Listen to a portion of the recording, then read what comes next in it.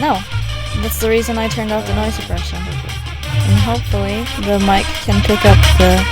Oh, whoops. Let's hope the mic can pick up the music this time. Like for the... Just for the investigation. So that it doesn't echo, you know? That's the solution this time. Okay, check the audio. Usual. Hello everybody, we've figured out the problem somewhat, of what happened last stream. Not sure what happened there actually. Like it just kinda happened. Just wanted to check real quick if it's working. It's all good. Let me just play. Yeah, let's see if it's working. Oh no. Why? Okay, hold on. No, it's like this. What happened? I'm not sure. I'm confused. Hold on.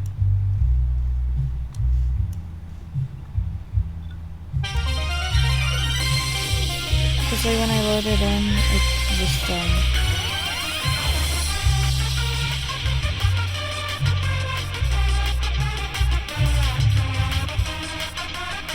should probably line the bottom first. Hmm? Oh, never mind.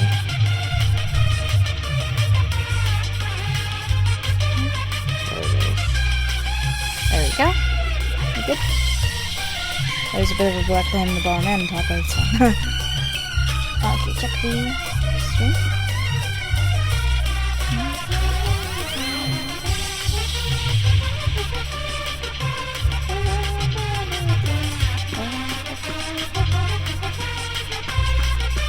Oh, yesterday was Toko's birthday and Toko's voice actor's birthday.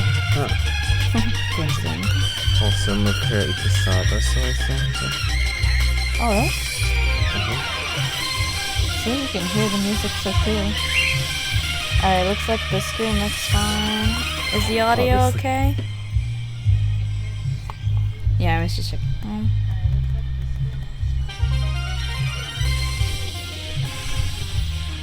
Let's lower the volume a bit. Okay, then. Hello, testing.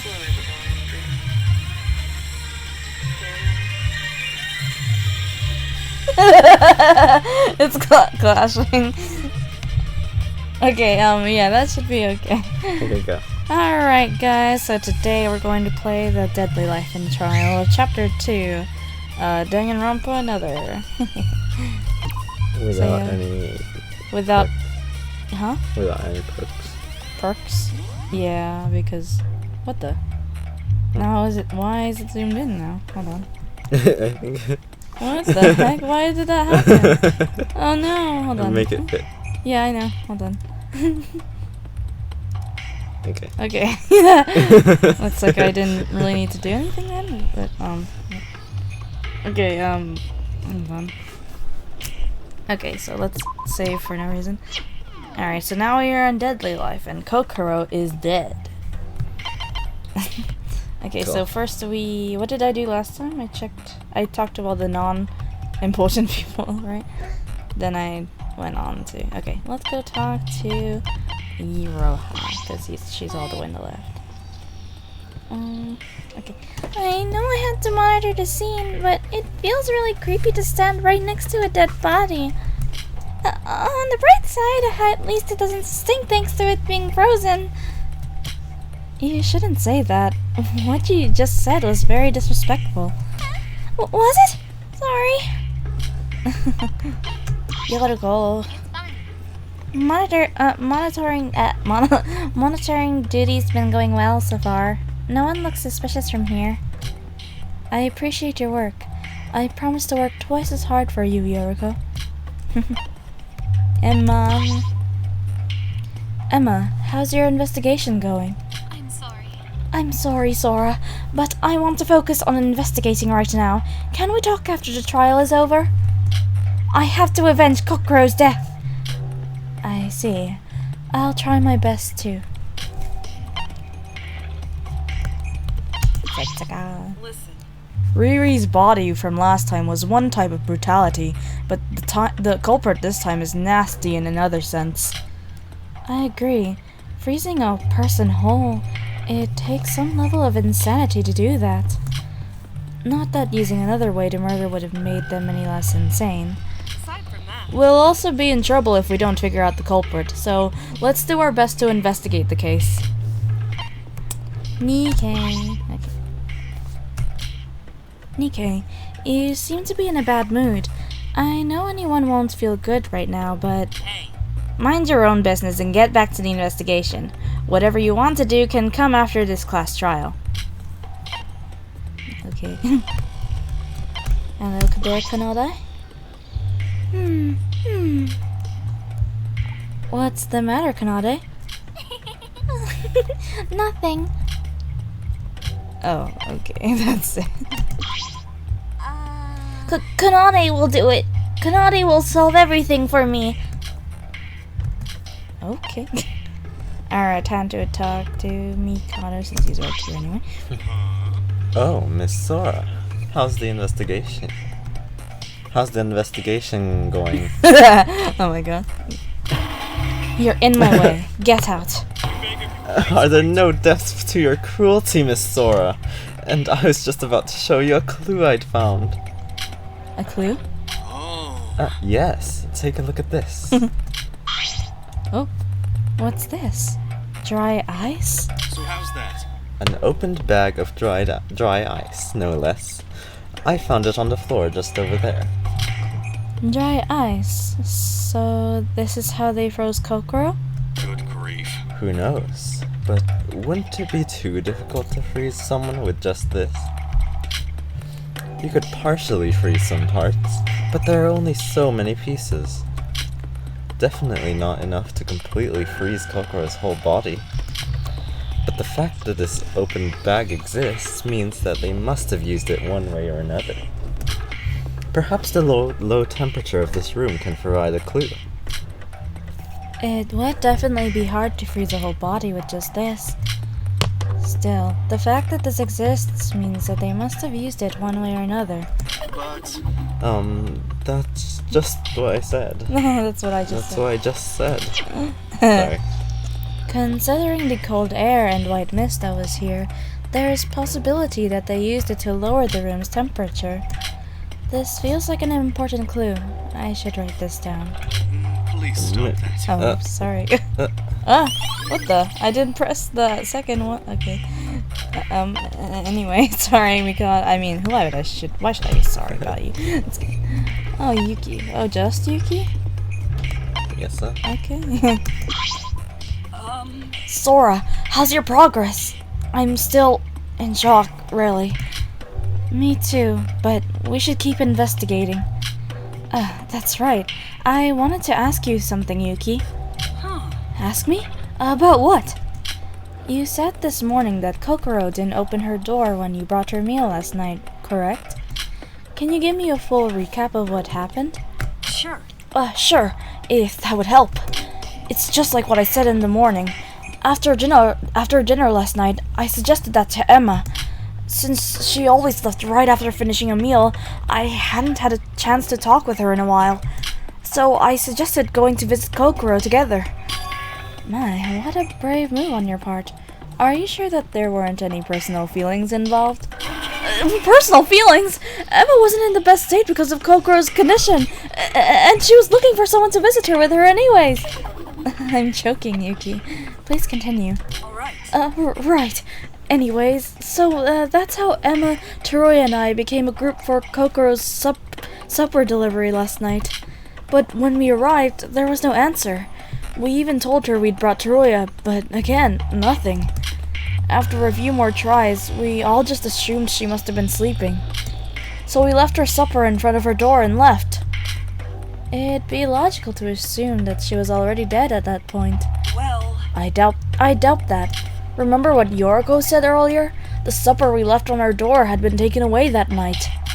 Yoriko? what? Did someone call me? Yoriko. Perfect timing. Is it true that the dinner at Kokoro's doorstep was gone when you passed by last night? Huh? Well, yeah, that's what I saw. I told you that this morning. Come to think of it, it was Yoriko who brought this morning's meal, right? If it's okay, could I ask what you did? What did you do this morning? I mean, I just delivered the food and did my usual stuff. I went with Toria to deliver the breakfast. And when we called for her, there was no answer. So just like Yuki, I left the food by her door and went straight to the village.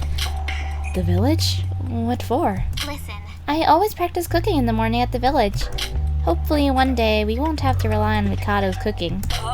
But the breakfast that Yorko left is still here on the doorstep and hasn't been touched. So that means it's almost certain Kokoro died this morning. Well, what's with those look on your faces? Are you guys suspecting me? Not one bit. It's useless to suspect anyone when the trial hasn't even started yet. Yuki, we need more clues for now. Sorry. You're right. Let's not jump to conclusions. The only time anyone would enter this room is during the 3 scheduled visits, excluding just now when we found Kokoro's corpse. The possible times are this morning and yesterday evening. Yoriko and Yuki's accounts on those 2 visits might come in handy. I should write this down.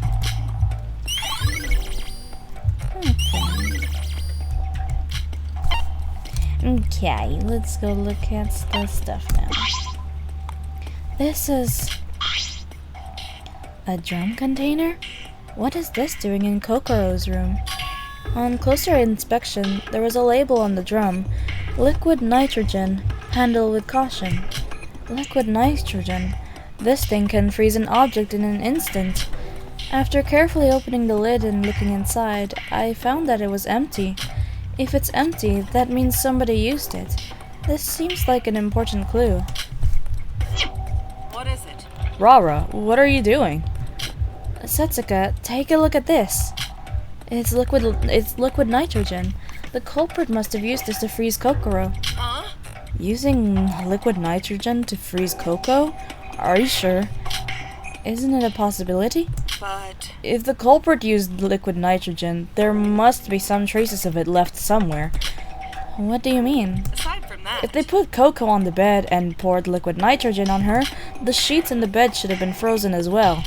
But other than the room temperature, there aren't any frozen traces anywhere, let alone the bed. If they didn't pour it on her, maybe they could have dunked Kokoro into the container and then pulled her out. Jeez. Besides... If that's the case, they wouldn't have been able to pull her out. Their hands would have frozen the instant they put them in the container. And if they poured it on the floor would have been frozen. Not to mention, the container is empty, right? If they dipped her in, some traces of or leftover liquid would have definitely been left inside. So that means the culprit didn't use liquid nitrogen? But then why is this? Thing is... Well, I guess we need to investigate more. Maybe we'll find our answer later. After hearing Setsuka's words, I'm sure there's more to this drum than meets the eye. I decide to make a note of it for now. Next object, this thingy. Oh, the student e-handbook. Ah, the student e-handbook plus? I instinctively checked my pockets and found mine was still on me. But if not mine, then... Now then... I think it's probably Kokoro's. Ah, hey Nikkei. That e-handbook plus right there is making the situation a whole lot more complicated. What do you mean? Right. Think about it. Our rooms can only be opened by the owner's e-handbook plus. The e-handbook plus is inside the room, yet Kokoro was also killed inside of the room. So the key to the room was inside the room itself. Could this be a locked room murder? Yeah, and Kokoro would never open the door if it's not for her meals. So that would mean someone who was here to bring her food used that chance to kill Kokoro. Well... That would be impossible. It'd be possible if only one person had visited her, but including Teruya, there were always more than 2 people that had visited her. Ah, I see. That's why... And yet, despite that, there were no other ways to enter these rooms. So it only could have happened during mealtime.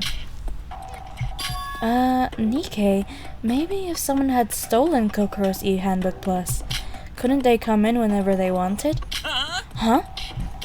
They could have snatched the e-handbook plus while giving Kokoro her food. Then after that, they could have entered the room freely as they pleased. That's not possible either. So what if they steal it? You can't even turn the eHandbook Plus on if you don't have the owner's fingerprints. Ah. That's why. Even if you happen to leave the eHandbook Plus on, you wouldn't be able to use it again without the fingerprint. The eHandbook Plus automatically turns off after a certain amount of time. So unless you plan to re-enter right after you'd left, you won't be able to enter the room.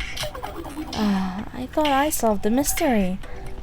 Anyways, if we don't solve the trick behind his locked room murder, this trial is going to get real difficult real fast. You can't enter the rooms with the eHandbook Plus. Then how did the culprit enter Kokoro's room?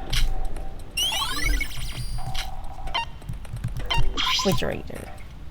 A refrigerator. Perhaps there is some kind of clue inside here? Nothing special to note. Wait, huh? This is... I first thought it'd be a normal refrigerator, but I soon noticed something odd. The divider is a bit tilted. The divider between the refrigerator compartments seems a bit unnatural, like someone just crammed it in. So this divider was removable. I guess Kokoro could have just misplaced it at some point, but I'll write it down just in case. Say. Oh, Sora, you saw that too? Are you talking about the refrigerator dividers? It does look a bit suspicious, but I doubt it will be an important clue. No, not that. You didn't miss it, did you? The dying message. The dying message? I opened the door and searched the insides again, but I couldn't see anything resembling the dying message that Konade mentioned. Where's the dying message? Oh, poor Sora. You're more dense than you look. See the bottom compartment over there? Are you talking about these icicles? Certainly. Yep. This is the dying message that Kokoro left. These icicles are the dying message? I thought these were just frozen icicles that had dropped down. Use your head. Sora, come on. Use that brain a bit more. We can deduce two facts from these icicles. First, the refrigerator's output is set to maximum power. I'm sure you've heard from Monocro, but the refrigerators in our rooms can be set to instant freezing or defrosting modes depending on its output power. This particular refrigerator is set to instant freezing mode. Ah, I see. I guess the one in my room wasn't cold enough to form icicles. Second, Kokoro used these icicles to leave a dying message. Sora, take a closer look at these icicles. On closer inspection, the icicles had small carvings on their bases. On one side it says F, and the other O. I thought these were just scratches, but these were deliberately engraved by someone. Indeed. Yep, and if you look closely, two of those 8 icicles are overlapped. Overlapped? Well, to be specific, it's more like the longer one had penetrated the smaller one. And the pierced icicle, the smaller one, has not F and O, but F and I engraved on it. Now that you point it out, it does look like that. But how did you know that this is the dying message? It's obvious. I mean, it's obvious. The icicles were lined up in an unnatural way. Plus, the refrigerator being on instant freezing mode was suspicious as well. So what does it mean? Are you for real? Does a dying message have any other purpose than to point out the killer? Then did you find out who the culprit is? I can't tell you right now. I'll need a bit longer to think about it. But don't worry, I'll be sure to figure it out before the trial. This is the dying message? The message that points out who's the killer. Although I'm not sure what it means, but I can't just leave it all to Kanade. We should figure it out together at the trial. Interesting. Okie dokes. Oh, I keep forgetting about the mom. Oh, right. Crap.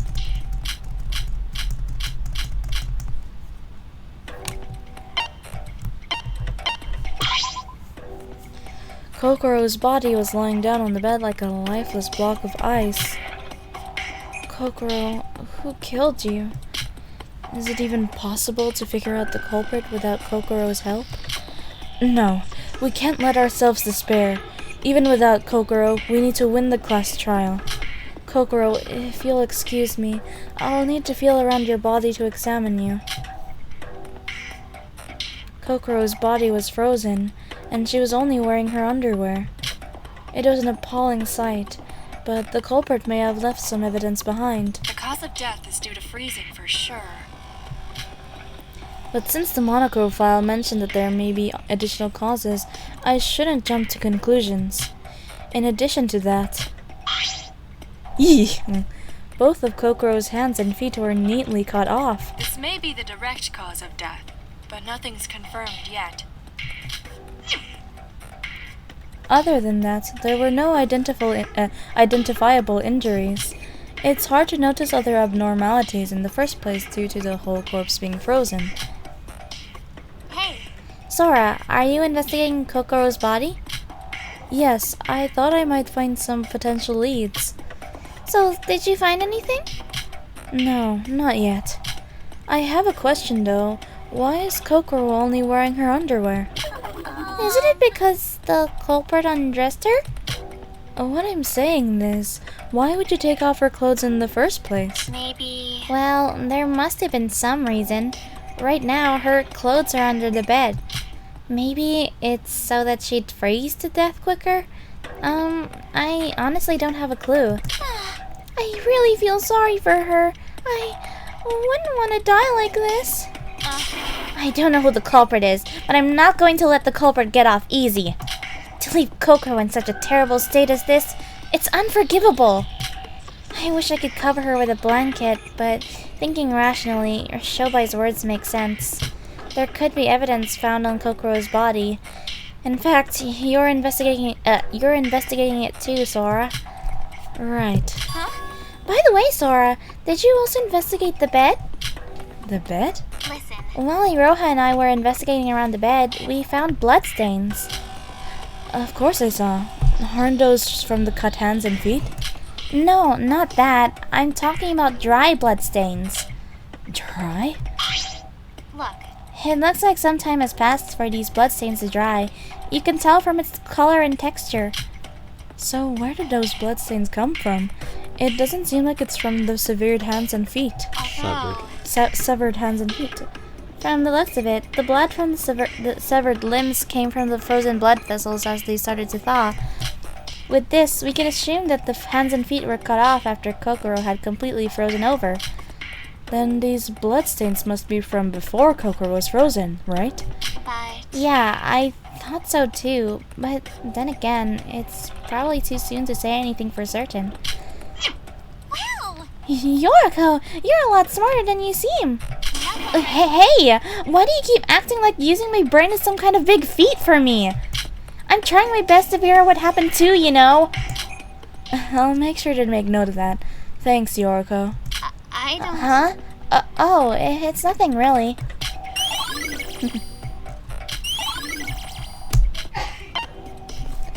Is that it? Okay, so do I leave or something? Oh, okay, yeah. I think I searched every part of the room. Where should I go next? What? Huh? Sora? Why are you just standing there? Aren't you supposed to be watching the body, Iroha? I was just wondering where I should investigate next. What about you? Weren't you supposed to guard the crime scene? I was going to take a quick bathroom break. The trial's about to start soon. Wouldn't want to have an accident during the trial. So I left the crime scene to Hibiki. I see. Oh, should I? perfect timing. You there. Sora, I think he's calling you. You, artist. Yeah, you. Bubblehead. Me? A bubblehead? Wait, why me? I think this is the first time we've even talked to each other. So let me get this straight. I don't care which of you it is. I'm gonna take a nap in my room for a sec. So one of you, wake me up when the trial starts. What? What kind of...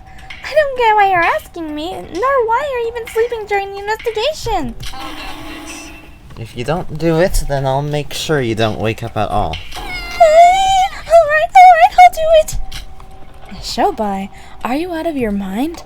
Did you even consider investigating for even a second? Investigating? Why bother? I already know who done it. What? So you know who the culprit is? Was such a shock that I... Better! Bye-bye! What do you mean by I already know who done it? That's right. The culprit slipped up with something they said. I was the only one to hear it, though. Wait a sec, why am I even telling you this? Just go tell that little bubblehead to wake me up later on. If she doesn't, you're next. Okay. What's up with him? He's so confident about what he said. And it doesn't seem like he's lying. Even if he knows who's the Blacken, that attitude certainly isn't very pleasant. If we try to rely on him, who knows what will happen. I guess I'll just ignore his words and try to solve this on our own terms. Zora, did he say anything while he was... wait, where's Shobai? I don't have a lot of details.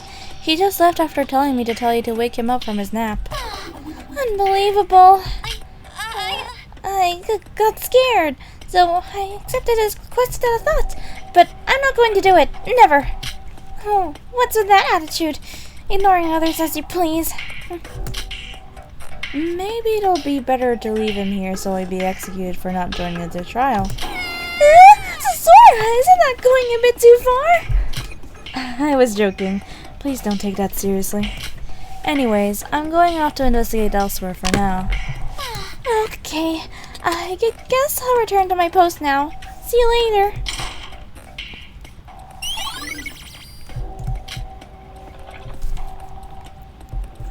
Where else am I supposed to investigate? Oh, Shinji. Whoa! What's with all this stuff? Sora! Good work as usual. What am I? A Yakuza or something? What's with that greeting? Furthermore, Shinji, what are you doing here? This is the door to the balcony. The thing is, Well, when I went jogging this morning, I thought I saw something strange. It looked like a white, long cloth leading towards the balcony. So I thought maybe I'd find something here. A white and long cloth? yeah. But I didn't find anything. The balcony? Sorry. Shinji, would it be possible to leave the monocruise through this balcony? But wait, What? Why? Just in case. The windows are all closed on the ship, so this is the only known way out other than the main entrance. But it's quite tall. It might look weird, but the monocruise itself has a proper structure for a regular cruise ship. Even if you tried landing in the sea, the water level around this part of the ship is pretty shallow. So you'd probably injure yourself no matter what. Then couldn't you use some kind of rope to pull yourself down? then Huh? Well, I guess it wouldn't be impossible. Anyways, thanks. I'll write this down.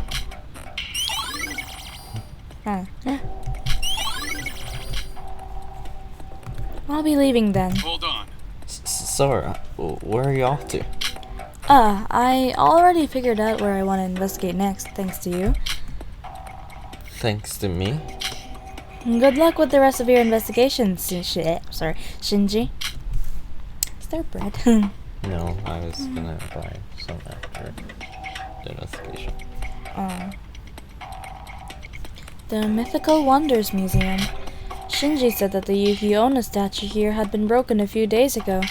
I don't know if it's because of that, but I felt like something might be here. I guess I was wrong. Excluding the broken eye statue, there weren't any clues to note. Maybe Kanade was right. Maybe I'm not cut out for investigations. The dressing room, perhaps? Since I'm already here, maybe I'll check it out. Drea! Hi! Don't scare me like that! You scared me first! Huh? Teruya? Jeez. Oh, it's you, Sora. It's you, Sora. Oh, you scared me. Standing in front of the door like that. Were you just inside the dressing room? In other words, Yeah. Ah, I thought I checked the items list. Ultimate Merchant. item list? What's that? Seriously? So you don't know? It's a checklist of the various items in the room. It's right there on the wall. Oh, so what did you want to check about the what did you want to check about the list? You see, I just checked to see if there's anything missing. It looks like everything's there and accounted for, though. The item list also exists in other places, like the mart and the workout room. I guess it's hard to notice it if you're not actively looking for it. Anyways, I was checking them one by one. This one's the last one, but the stock matches the wares, so that's a relief. You've been checking all of them one by one? it's my duty. Yeah, I always do. My god, Teruya. Are you some kind of freak? Hey, don't say that, Sora. He's just a humble former ultimate merchant, and he was so helpful in the last SDRA. You should thank him, he's giving you clues. What? No, how could you say that about me? Actually, as soon as I heard the word killing game, I felt the need to check these every day. I had a hunch that something bad might happen if I don't. I wonder if there's any point in that, but good work anyways. So there's no problems? By the way, Well, I did find one weird thing. Something out of the ordinary? this is... One of the wigs had some shards or something on it. I don't know where it got those. Maybe I'm being overly meticulous? I don't know. no good. It might have no relevance to the case at all. I mean... Relevance? Huh? relevance to the case at all. I mean, Kokoro was killed in a room. So why would there any clues way out here? I'm just doing my routine checkup. Wait, come to think of it, why are you here, Sora? That's... Oh? Well, I think that was enough time. Well, that was I will fast. now end the investigation. I trust you've all been working hard, so you should have plenty of clues to solve this case. Everyone, gather at the entrance to the class trial room on the first floor of the monocruise. If you're late, you'll have a hefty punishment waiting for you.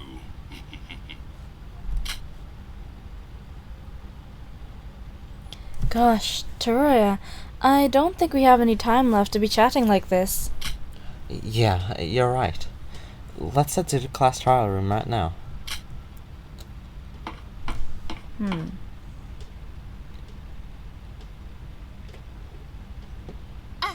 Ah, Sora, you're here. I'm sorry I'm late. Am I the last to arrive? Well, Nope. Iroha and Shobai aren't here yet. What are they doing? They should be well aware of the penalty for being late. aside from that, That being said, come back to this place again. Tell me about it. We wouldn't be here if there weren't any murders. To think that we'd have another victim. Shit. Kokoro. If Koro isn't here, we're... Don't worry. Don't worry, sis. I'll take care of everything. Hey, Teruya, you got plenty of experience with this class trial stuff, right? I have high expectations for you, okay? This has nothing to do with experience. I don't have any memory of them, remember? And it might sound a bit irresponsible, but I'm not the brightest person around. Yeah. Remembering the trials of the RA. You weren't really that helpful. I mean, other than, your merchant stuff. That was the only thing you were useful for during those trials. Yeah. Oh. If Ray was here instead, she would certainly have been more helpful. Yeah, especially now that she's changed. if she got her memories erased like Teruya would she revert back to her old personality? Maybe. Then she wouldn't he be did. as helpful to the kid. But then, if she's still her normal self like Teruya, yeah, she would definitely be really helpful. Why? it's my duty. But I'll do my best. I've changed since then. How boring. Guess who doesn't have high expectations for you? Me! so Moreover, what is up with Iroha and Shobai? Why are they taking so long? I've got to say, what an unlikely duo. Iroha's Iroha's probably off to wake Shobai. My voice. Wait, I gotta drink. Thanks. Hold on. I'm losing the voices. Hold on.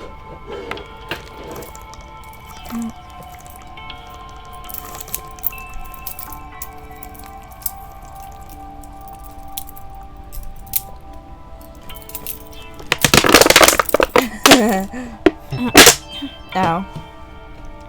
Okay. Iroha's probably off to wake Shobai up. What? Wake up? What do you mean?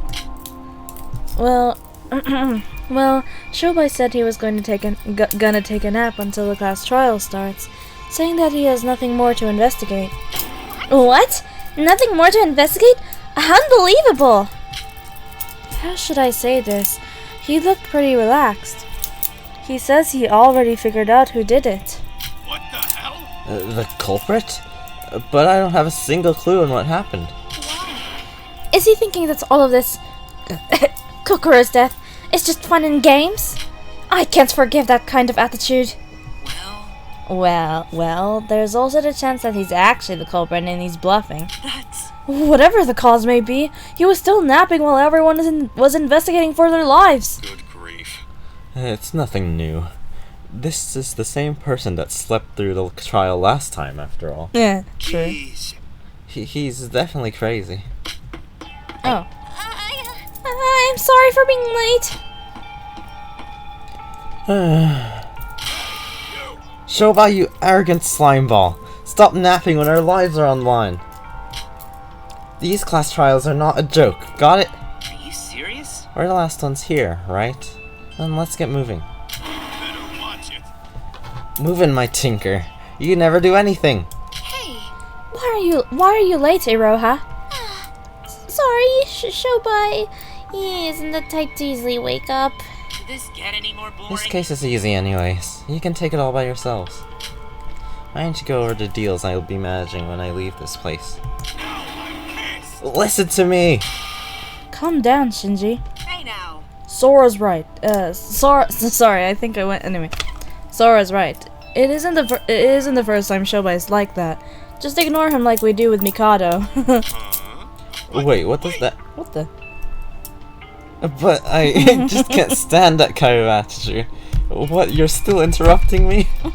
Hey! Shinji, class trials require a cool head and a clear mind. You should never ever act emotionally and irrationally in them. Okay. Right. If everyone says so, I'll calm down. Toroya, finally, you feel like it's your mentor. What are you saying? Is that a compliment?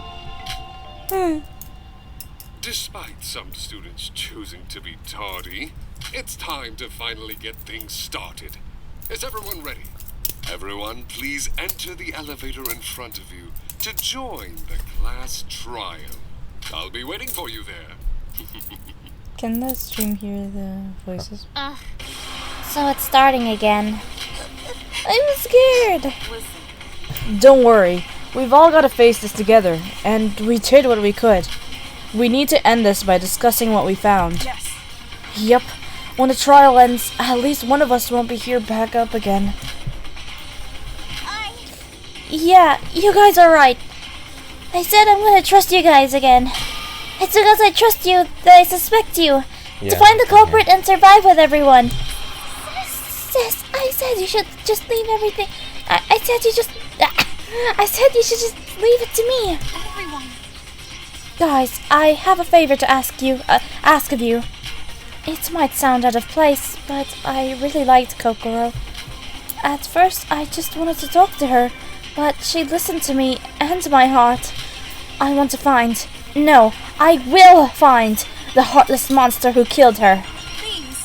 Please, lend me your strength, so that I can see to it she rests in peace. It's fine. No need to be so formal. We all feel the same.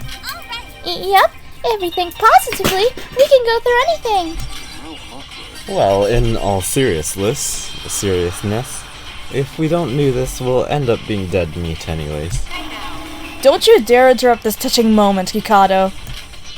Emma, if Kokoro didn't die, she would definitely have joined us in the end. Because you were there for her. Yikes. It's a bit too late for that now, though. Now then. Thank you, everyone. We can't give up. Now then, let's put an end to this.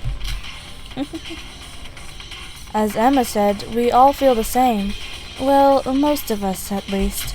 We were able to solve through the last trial, and it seemed impossible. We can do it again. That's what we're going to believe. Oh. Use the everyone. Those brats will never learn to be silent.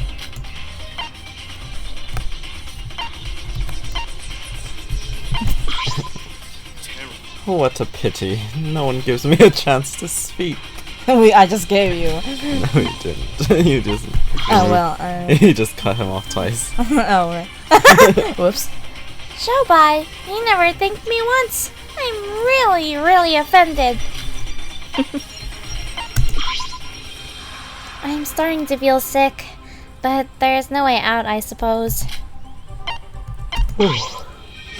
Sora, let's boost our spirits before we jump in. Let's discuss as much as we can based on what we found. Well, you must find the killer. What do we do? Can we survive this? What if we end up like Koro? Don't worry. It's alright, leave it to me. And even if we fail, I'll be with you to the end, right?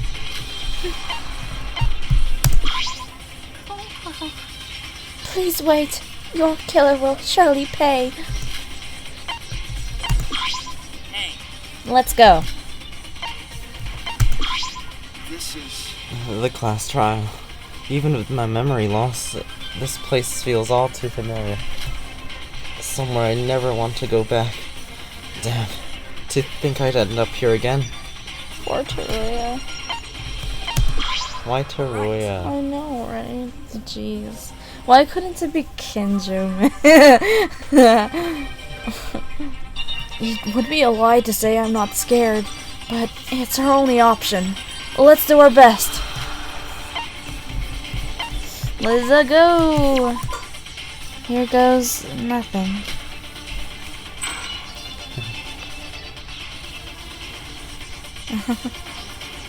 Who's missing again?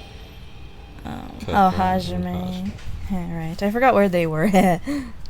Oh, but here, there's Teruya now. Except he's the only thing you can see is his how unfortunate. Just like the last time, the elevator made an unnerving sound and slowly but surely made its way to the underground.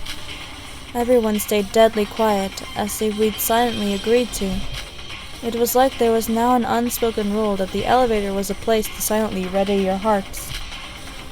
The elevator descends relentlessly as we ponder these thoughts, until it finally stops and the doors open.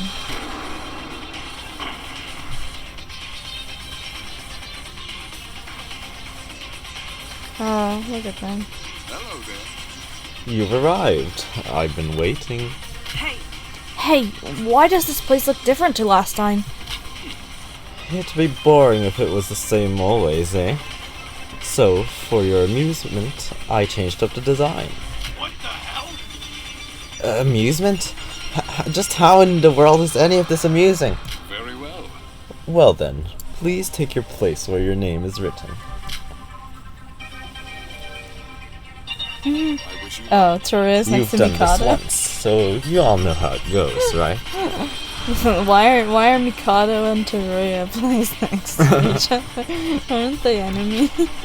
Now, let's begin. A death game with your lives on the line. And I already laughed, so...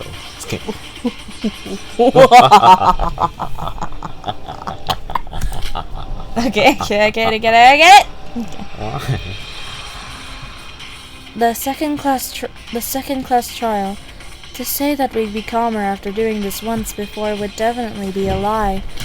As Monocro said, it's our lives on the line. I'm afraid and nervous. Heck, we all are. But...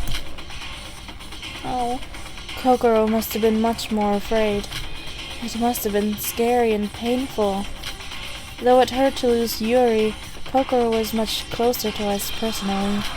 Everyone, not just Emma, is enraged. And if we don't find the culprit, we all die. We have to find who did it. To avenge Kokoro's death. To survive. A deadly escape. Wow. Time won't wait for us. And it's finally starting. A trial of life and death. A trial of truth and lies. A trial of trust and betrayal. Aww. A trial of fact and fiction. A trial of pleas and excuse. Wait. A Check the OBS. uh-huh. Check the OBS. No? Okay. Okay, just check. A trial of pleas and excuses. A trial of friends and foes. A trial like... oh, there's Teruya! Wait. Why did it look like a whore? Huh? What? I think it was all the way sliced up, like this. Mikado's part is like all the way Okay. up there. Wow, Teruya. Oh gosh, what would it look like if it was Ray instead? A trial like no other. The class trial. What?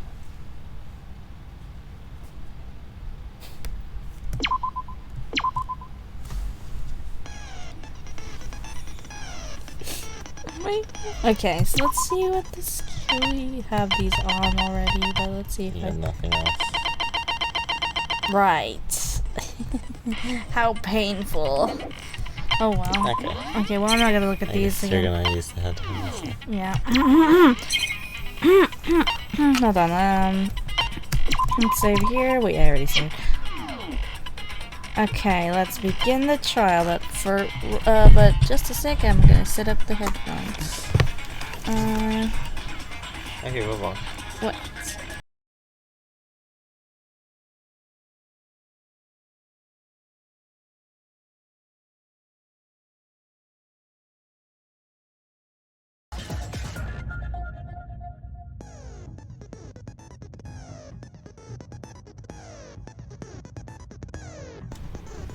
Alright, can everyone hear me? It's time for the class trial, and I know I've been struggling with the voices a bit, but I think it's because I haven't heard them in a while.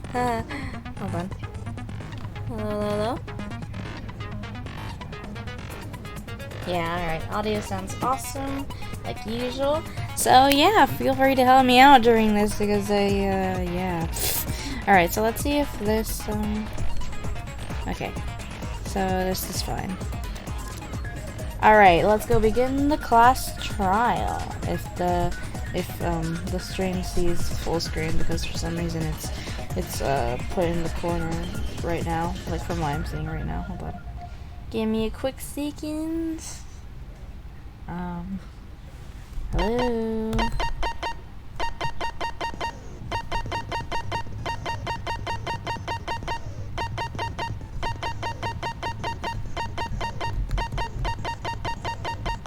Sorry, I'm just testing because I don't know how delayed OBS is. Oh wow, it's super delayed actually. What the heck? Why is it so delayed? Okay, I was just checking if it was full screen, so looks like it's fine. So let's go begin the trial. I'll be looking at the screen, so if you want to help out, feel free. Firstly, allow me to briefly explain the rules of this class trial. The results of the class trial will be decided solely by your... If you manage to... Everyone... I'll skip that. I hoped we'd never end up here again. But we're here now, and there's no turning back. We've got no choice but to solve this case. Together, we'll get through this mess. I just remembered that this is the last trial with voices in it, right? So I'm gonna struggle so hard through during the third case and the fourth case and the fifth case and the sixth case.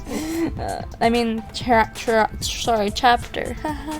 Oh gosh. So I'm gonna have to remember all these voices. I might have to rewatch these trials, like after I'm done with this, because you know, to just get a feel of their voices and hopefully make it accurate enough to, you know, not disappoint y'all during the third chapter. Anyway, let's see what happens. Now then, you may begin at your discretion.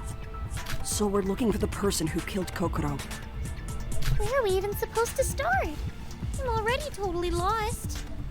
If you would all be so kind as to lend me your ears, there is something I must tell you before we begin. Okay. I don't have a clue what happened, honestly. Please don't ignore me. Look at Soraya. You've got some Sorry. talking to us, Mikado. Mikado. Is it just me? Or is my existence beginning to receive less and less? I've said this Oh, before, oops, sorry. yet it seems I have no choice but to repeat myself. Although you may ignore me in everyday life, it would be unwise to ignore me during trials. I, for one, did my fair share of investigation. But it would do me Oh, no man, greater the joy bird than is to screaming assist you again. all in the solving of this case. Alright, I was just checking the voice. Leave us alone, will you? Soraya! No, he has a point. We probably should listen to Mikado. Are you sure that's okay?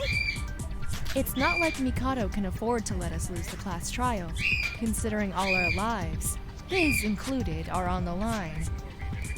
Every testimony is important, even if it's coming from a loser like him or a liar like Oh, God. Shobai. Okay, hold on. I gotta quiet the board.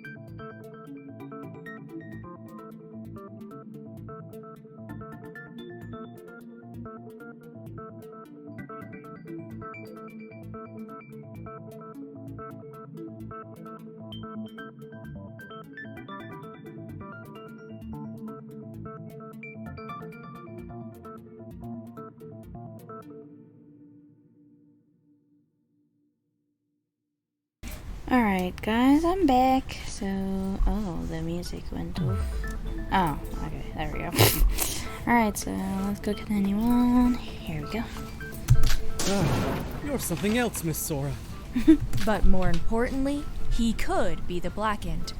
And even if he's nothing but an ugly, worthless piece of scum who's no better than a rotting piece of inedible garbage, there's the smallest chance he might have found an important piece of evidence. Okay. Oh dear, my poor broken heart. You deserve that, Mikado. If Sora says so, then I guess it's fine. Seeing that it's come to this, I present to you all my ultimate piece of evidence which will undoubtedly restore your valued trust in me. Okay. Ultimate piece of evidence? What, did you already solve it? Well, no, not yet. But Shut up already! We can't afford to get off track! Yeah, Okay. like Rara said, I guess we shouldn't completely ignore him. But I doubt he'll be of any use, so let's just keep going for now, okay? Starting from the top, I think we should go over everything we know so far. That's what Coco would have done. Yeah. Without Koro, we have nobody to rely on but ourselves. Don't worry, sis. I'm here for you. Okay, I gotta keep that in mind. Cheer up, Their you guys. voices. We can do this. For Kokoro. I couldn't get Emma's voice in the end. I mean, I tried, but her voice, I mean, because I'm keeping track of so many different voices, that her voice is just overlapping everyone else's, that I just can't figure out how to do her voice properly. I could probably do her voice if I listen to it enough, and if I, you know, like, if she was just by herself, without Sora or anything.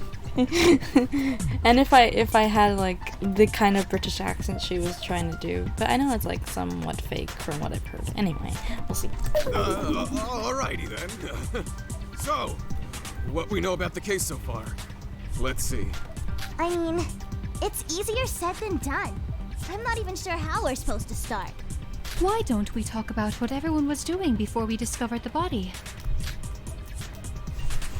Just like last time, it looks like we're starting by going over what we know so far.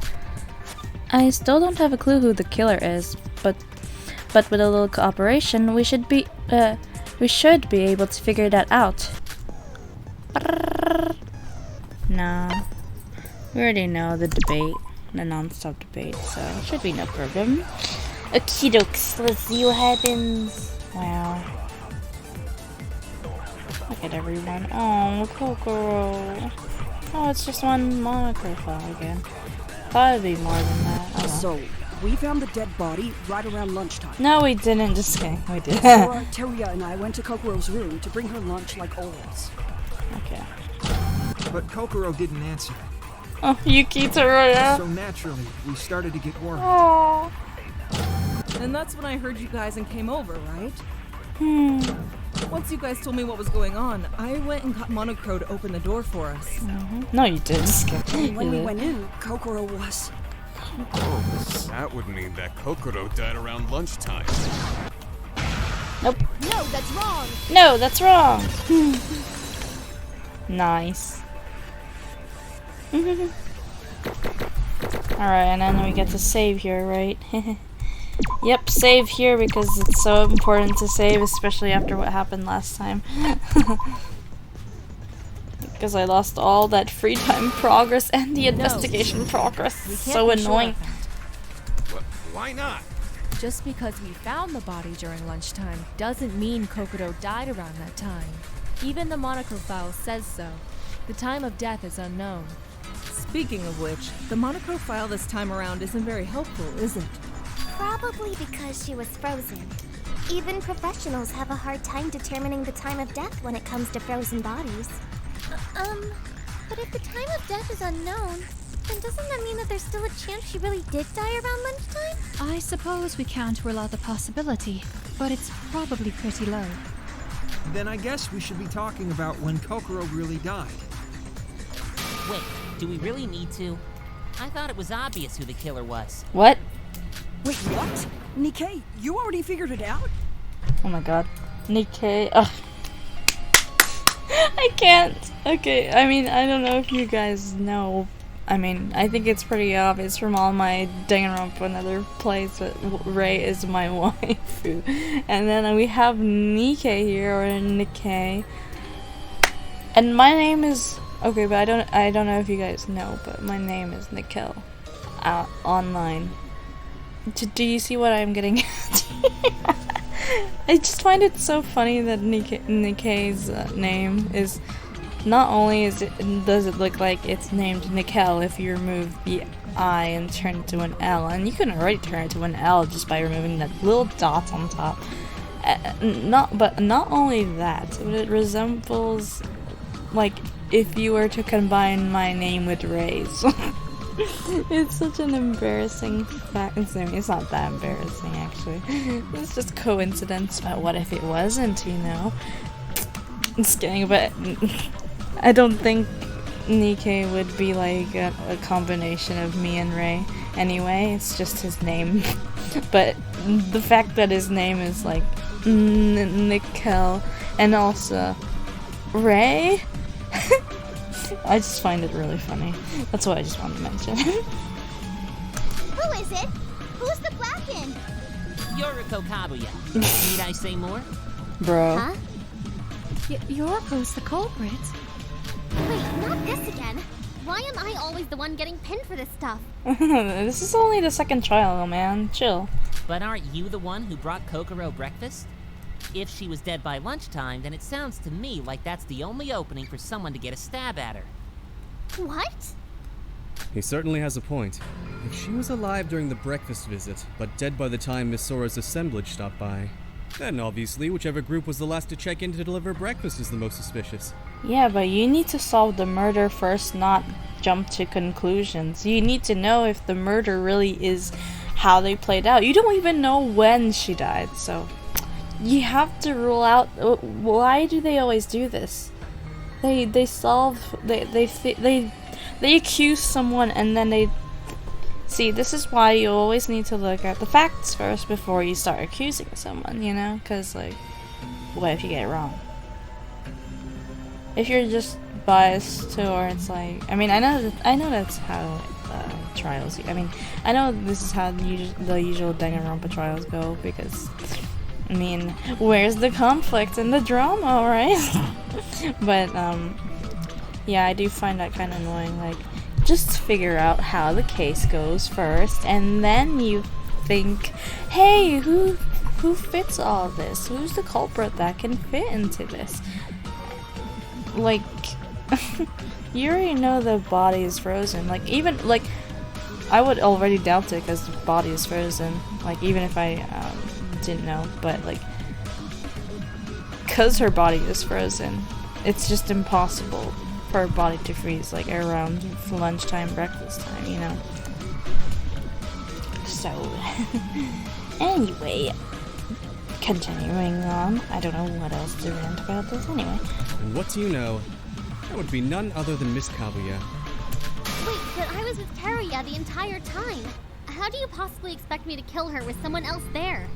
She's right. The whole point of me joining every visit was to make sure nobody'd try and take advantage of Kokoro's vulnerability. So that'd mean you're in the same boat. What? You're implying he served as our accomplice? Oh gosh. But there isn't even any benefit to working as an accomplice. And we know Teruya isn't a void, so he's got no reason to kill anyone in the first place. Can we really be so sure about that? Yeah, the chances of him being a void are low, but it's not like they're zero. Remember, Mikado of all people was the one who brought him here. To be honest, I always thought the whole, yeah, let's just put all our trust in a total stranger thing was ridiculous. Okay. That's insane! I was kidnapped! Yeah, Nikkei, come on. You can't live up to my name and Ray's name if you are like that. You're one to talk, Nikkei. Constantly accusing others doesn't automatically make you innocent. Yeah. Then let's turn this around. If it wasn't those two working together, then when is the murder possibly supposed to have taken place? Sure, there isn't any incentive for accomplices, but Monochrome didn't outright deny the possibility. You... Guys, say something. Yuko, I know how you feel, but he does have a point. What? We need to discuss this more, but... Considering the order of people that have visited Kokoro, it makes sense for people to be suspicious of Teruya and Yoriko. But we need to talk about it more before deciding anything. Let's start. Okay. Please have only one.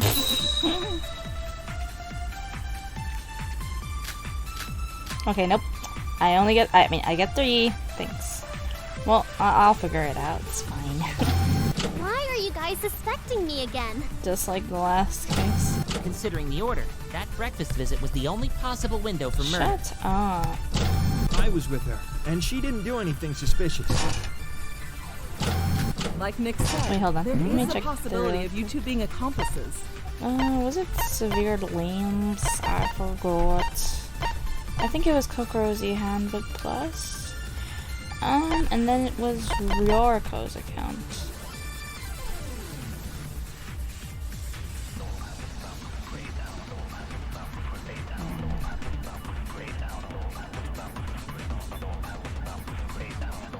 Okay. Maybe it says Yoriko's account and... Yeah, I was right. Severe limbs. Well, I don't think it's this one. Okay, and then it's this one, right? Yeah. Okay. Miss Mitsume ate her meals up until last night. The body So was I thought found it this flush. So if something happened to Miss Mitsume, it would have been during this morning. These two also don't have alibis in the first place. As it stands, there are 2 prime suspects. What? What is it? Are Teruya and Yoriko really the culprits? I need to present evidence to show their innocence. Why are you guys suspecting me again? Maybe this, but it kind of makes her more sus, actually. I was with her, and she didn't do anything. Yes, she did. I'm joking. Okay, then. Okay, maybe I shouldn't have done that. Why are you guys suspecting me again? Considering the order, that breakfast visit. Miss Mitsume ate her meals up until last night. Found this flush. So if something happened to Miss Mitsume... These two also don't have alibis in the first place. As it stands, there are 2... No, that's wrong! Yeah. Sorry, I was just fooling around in the first one. Yay! Whoops. I sucked. That was my bad. I forgot that it is like points into this. Okay.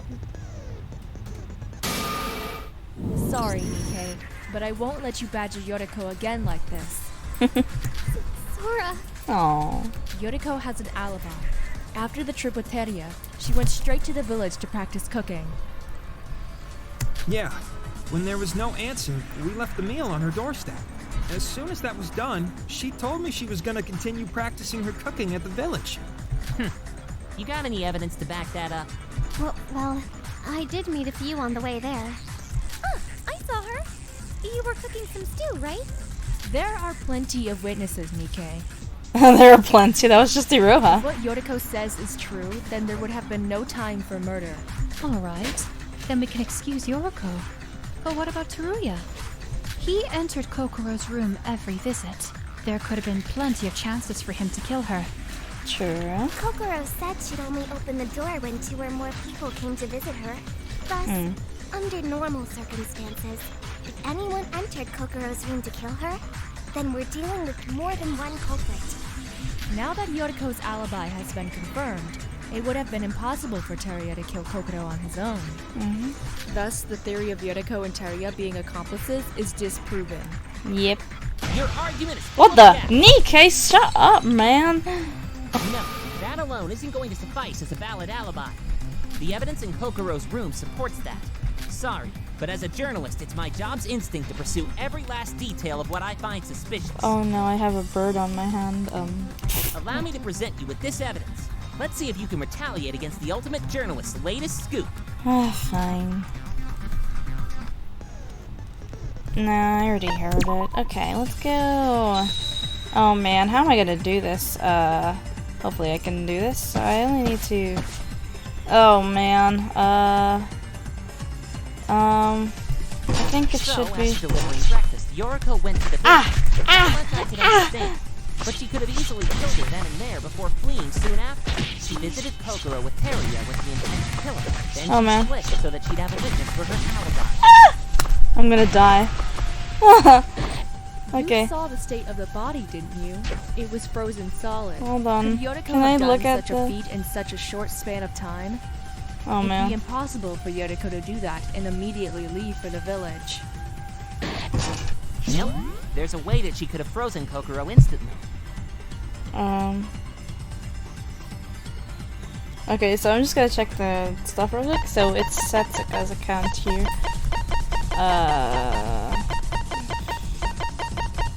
Here. Okay.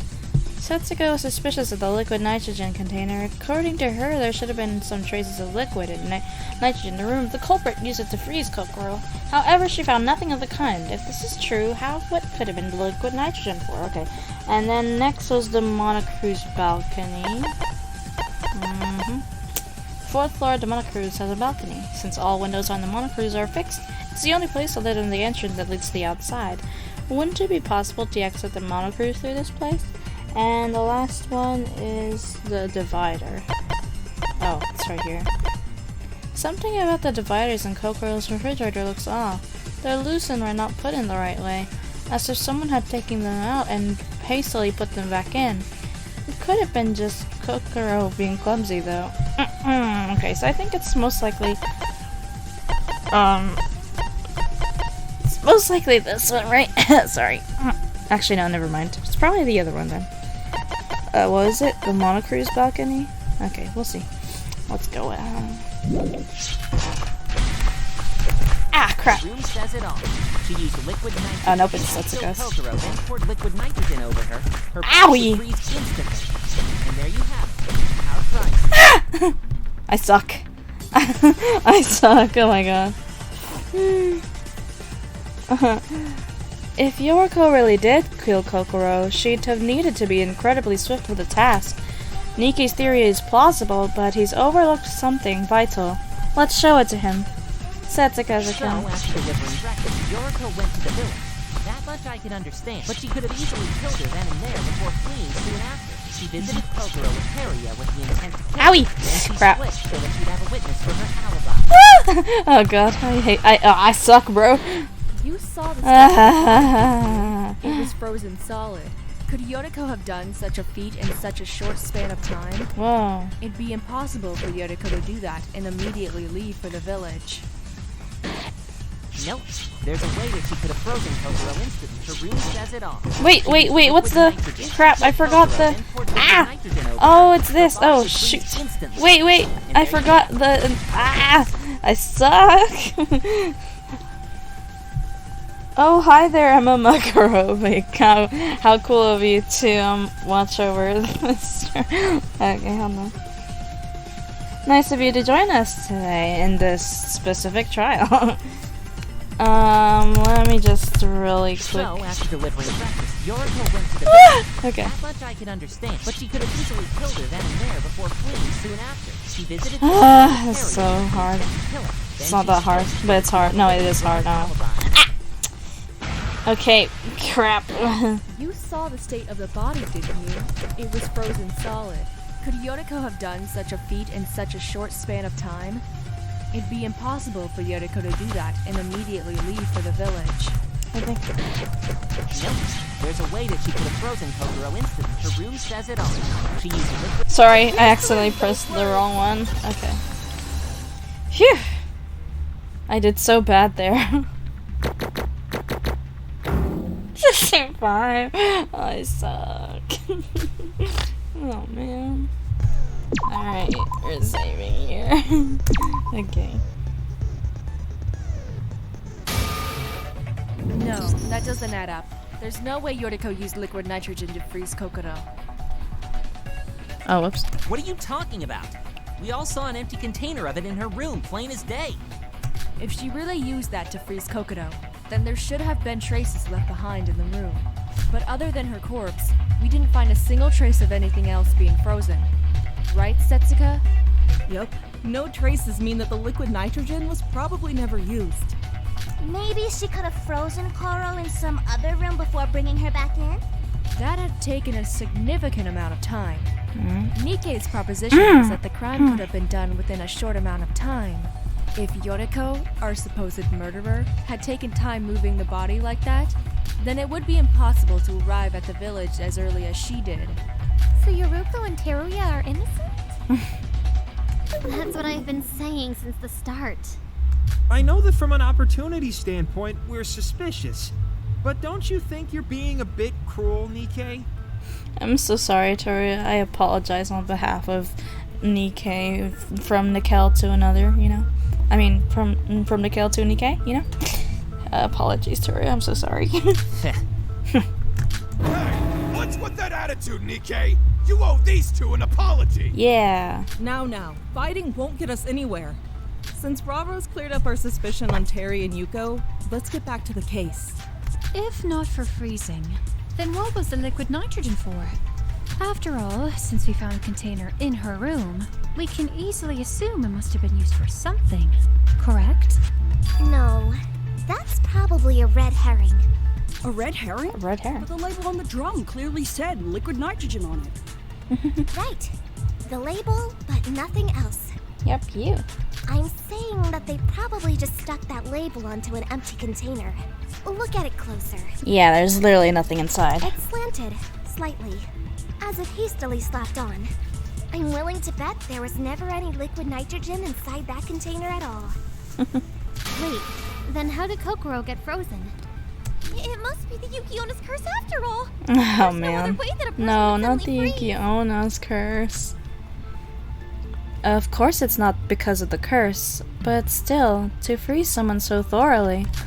There must have been a tool inside the room to help freeze things, and that tool must be the refrigerator. Oh shoot, I already know this. Why did I press it?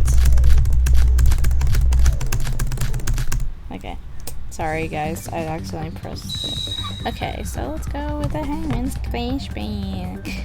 Oh my god, what in the world? Okay.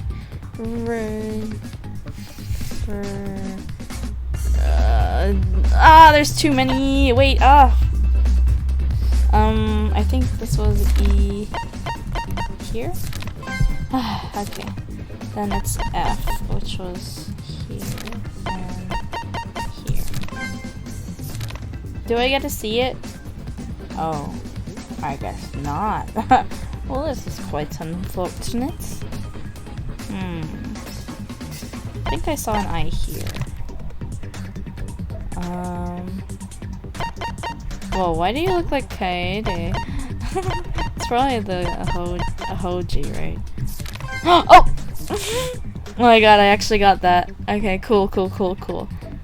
Okay, G. Oh.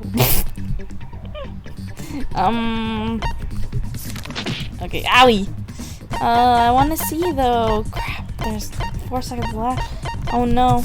Wait, oh, there's a G. Ah! Owie! Okay. Thanks. I think the G and the G and the...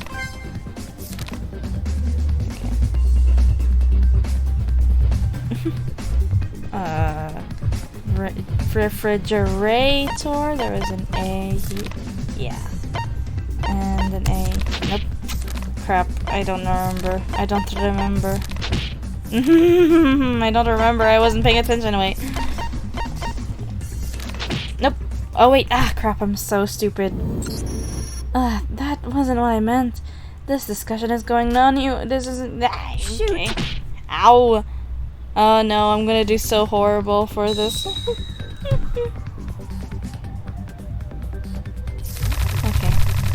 I think I'm gonna have to cheat for this game. I'm looking.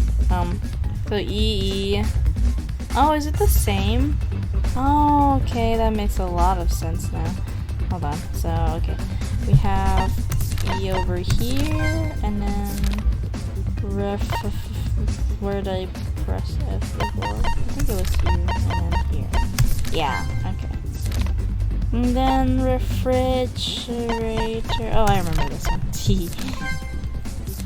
And G was, if I remember correctly, over here. Yep. That was an easy one to remember. Now I need to get everything else.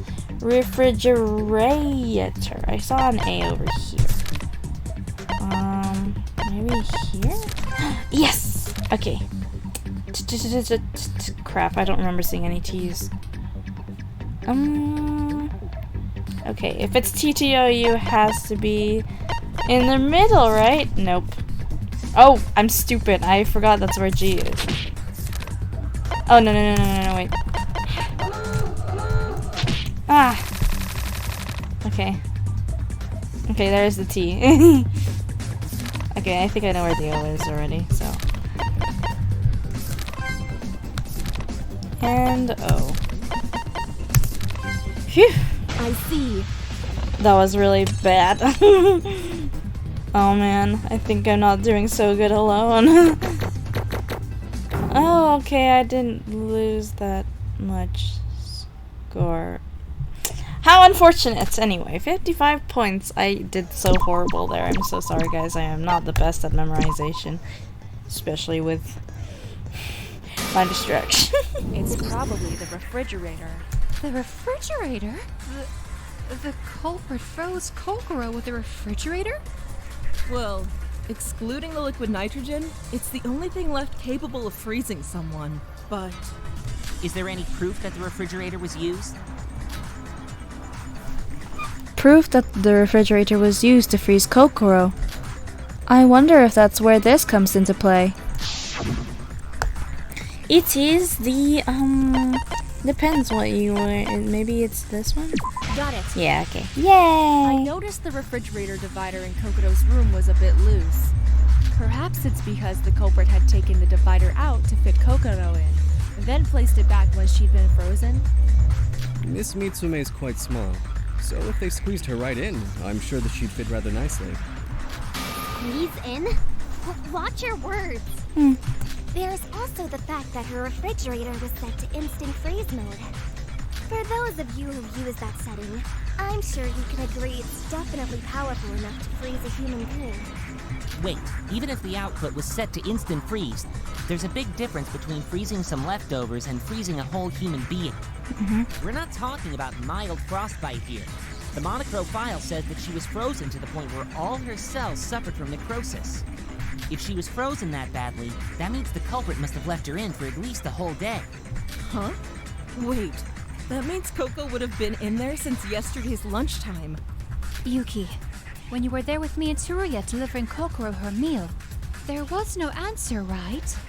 It was specifically Yuki and Tsuruya. Yeah, but Yoriko said that the dinner was gone that night. That doesn't make sense. Maybe Ruko is lying? Why would I lie about something like that? If your refrigerator theory is correct, that means Kokoro should have been inside the refrigerator last supper. I swear, if Yoriko really is the culprit... Shut up, Nikkei. Wait, hold your horses. Yoriko never visited Kokoro yesterday, so she wouldn't have had the chance to enter her room. Then who delivered breakfast yesterday? Me, Roha, and Teruya. Oh. And you met up with Kokoro? Yup. We had a really nice chat with her. Kokoro even wrote on her iPad.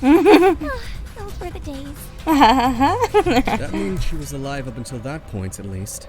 Who was there for lunch? Me, Kanade, Gigi, and Ruru. Oh, that's a lot. Chiji? Otonokoji? Oh. And did you guys meet Kokoro? Of course. She complained about 4 people being too many. Wait, this is getting a bit too complicated. Can somebody summarize it? Roha, can you give me a piece of paper from your sketchbook? Okay. Oh, so cute!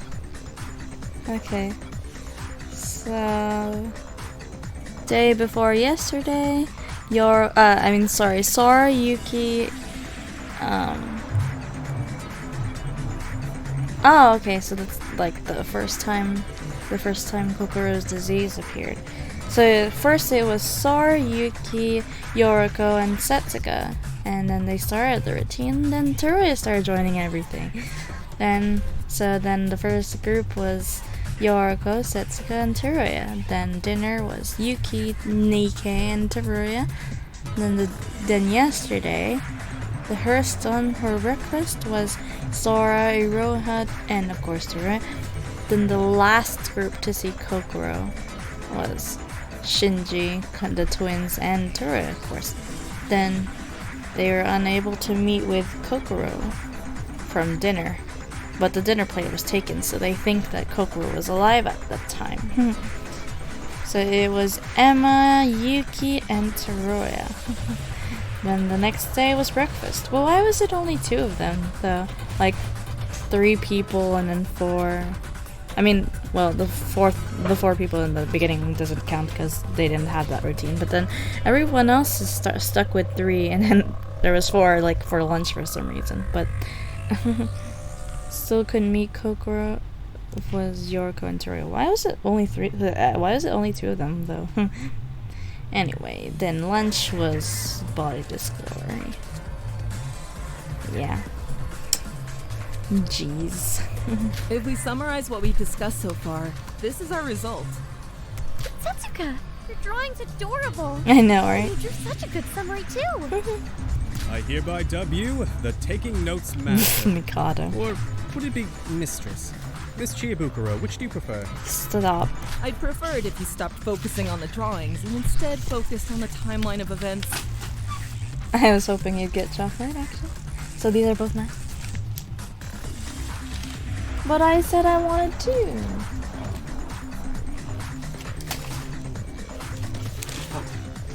Huh?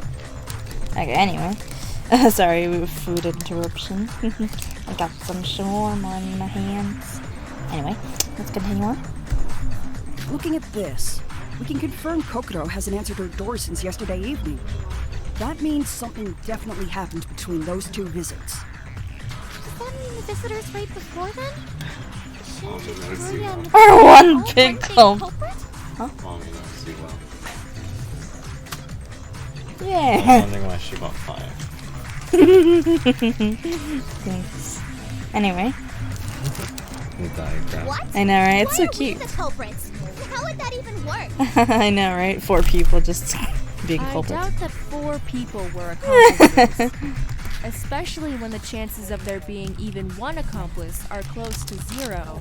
But according to Yuki, that gap between lunch and dinner was the only period of time she could have been killed in. Wait, that's impossible. Haven't we already discussed that the only time we could have entered her room was to deliver meals? That was a rule she personally set. And I definitely saw her dinner had disappeared. So she couldn't have been dead by then, right? But then someone could have taken the plate. Why don't you just think for a second? There wouldn't have been enough time to freeze her. I have no idea what we're Something talking going about. on that people can't do. Huh? That's something going on that people can't do. Besides protagonists.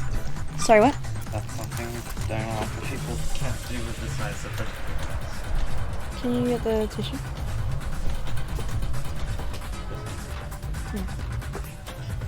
Sorry, you did it. I didn't know. I didn't know she booked. Why are you letting her go here? Because she's fine. Well, she's fine.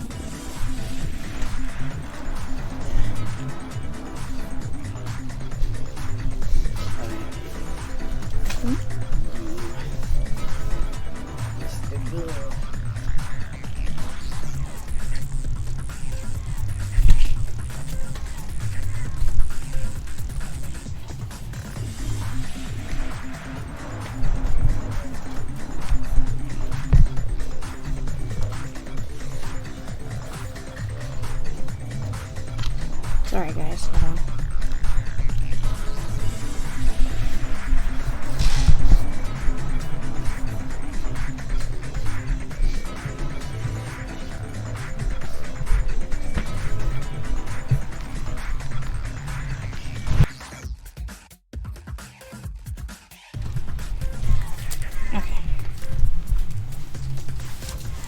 Alright.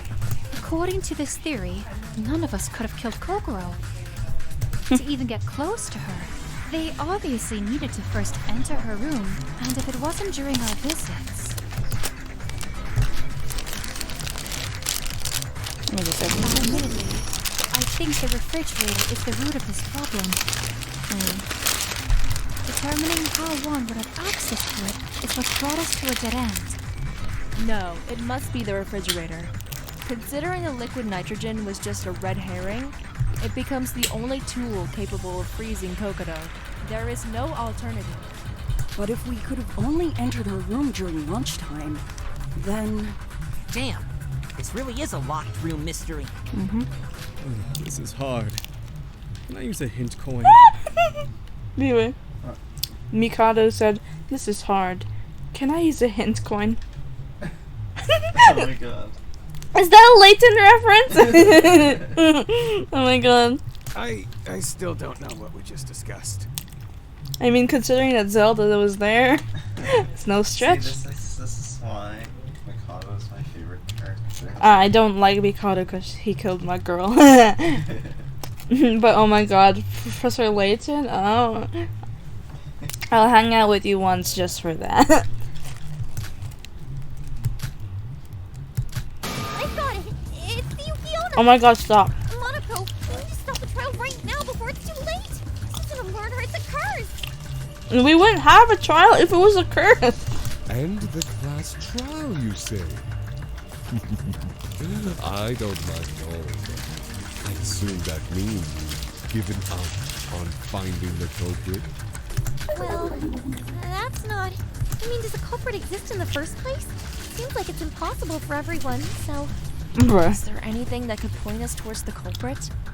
We just need a small push in the right direction. Guess I gotta help you out. The culprit exists. This is a case where if you think about the method first, it's more difficult. Oh, really?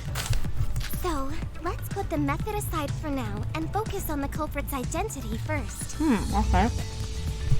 Well, I said earlier the method is more important than the culprit. It's identity, so... Okay, I guess I was wrong. The evidence pointing towards the culprit. You already know, Sora. I know you have what it takes to solve this. Oh, the dying Don't message. worry. I'll help you out.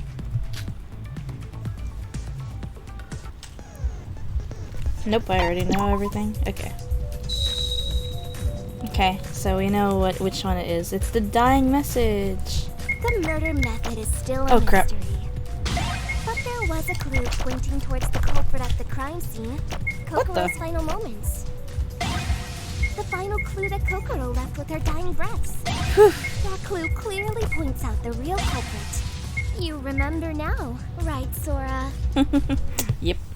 I already remembered before that. There it is, a dying message. I agree with that. Yay!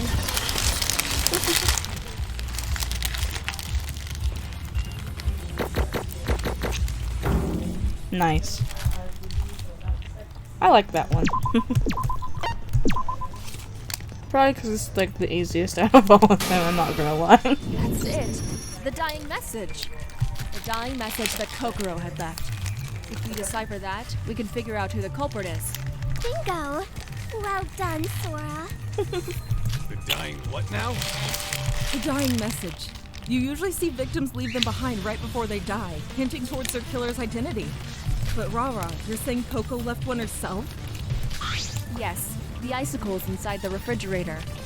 They look like normal icicles, but if you look closely, there are letters written on each one.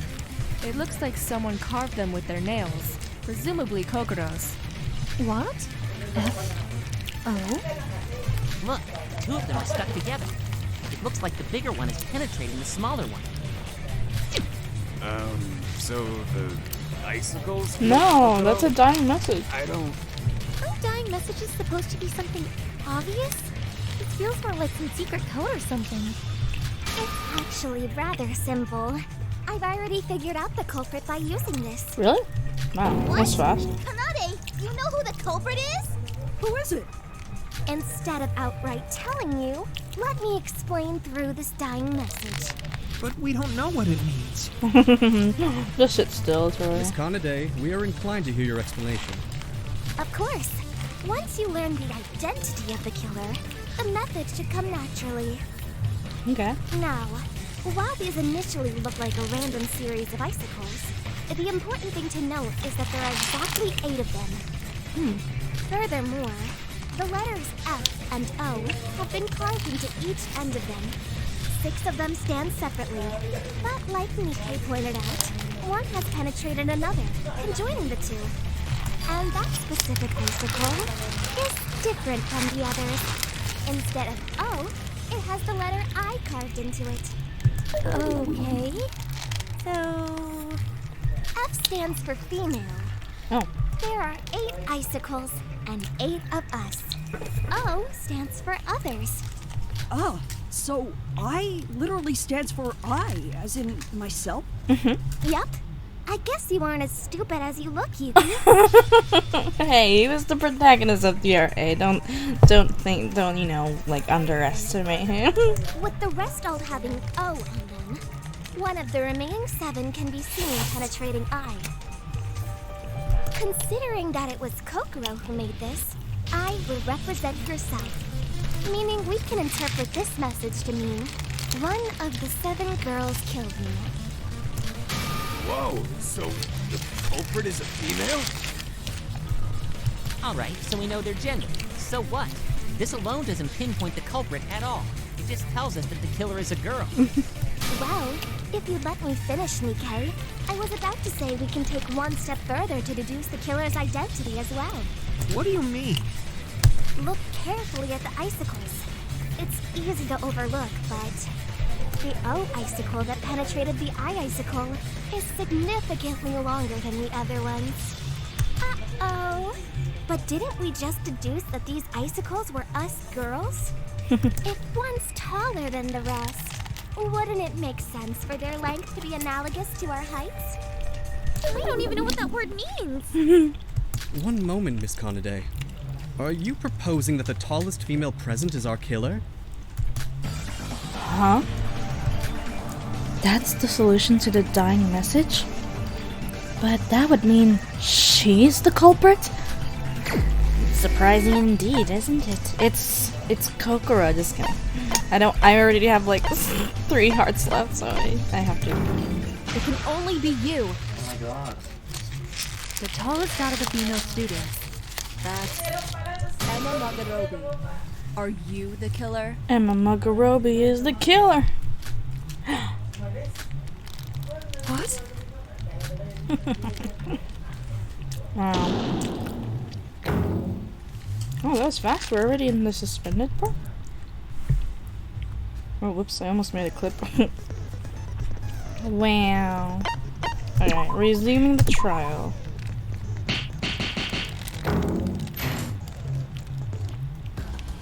Emma, the person that the dying message is referring to, it has to be you. What? Huh? Sora, have you forgotten who Emma is? Why would she, of all people, kill Kokoro? I don't know exactly. I just solved the dying message just like Kanade told me to. If the tallest person out of the girls is the culprit, then that would be Emma, right? Yeah. Yeah, but still. Sora, how could you? Losing Kokoro is painful enough. Yet I'm desperately trying to find her killer. And you have the nerve to say I killed her? It was a dying message, okay, Emma? Don't be so dramatic. That's crossing the line.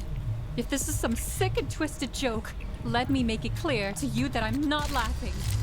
Rara, even if the dying message coincides with M's height, don't you think this is a bit...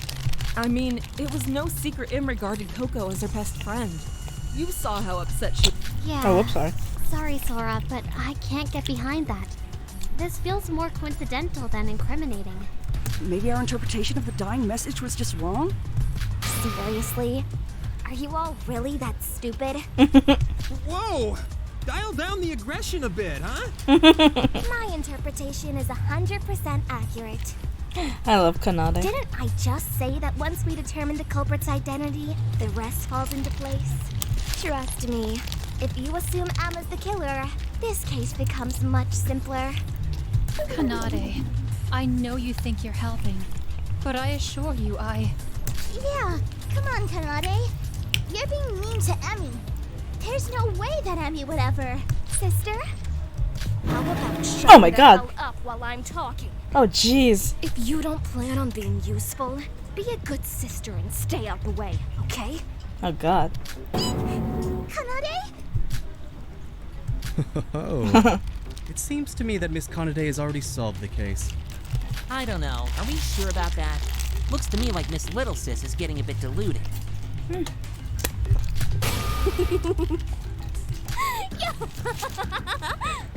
Deluded? Oh, you poor naive chump. For some reason, I love this one. Kanade? What's wrong? Oh, Sora. Jeez. Who's concerned? Yes? You alone believed my reasoning, right? Mm-hmm. Since these gaggle of imbeciles can't tell the difference between their asses from their elbows, why don't you try figuring out how Emma did all this? I love Kanade's sassiness. If you're lost, I can give you a hint. Emma's talent. Her ultimate talent is the key to this. Okay. Oh, whoops. Hold on, I'm cleaning myself, so hold on. Okay.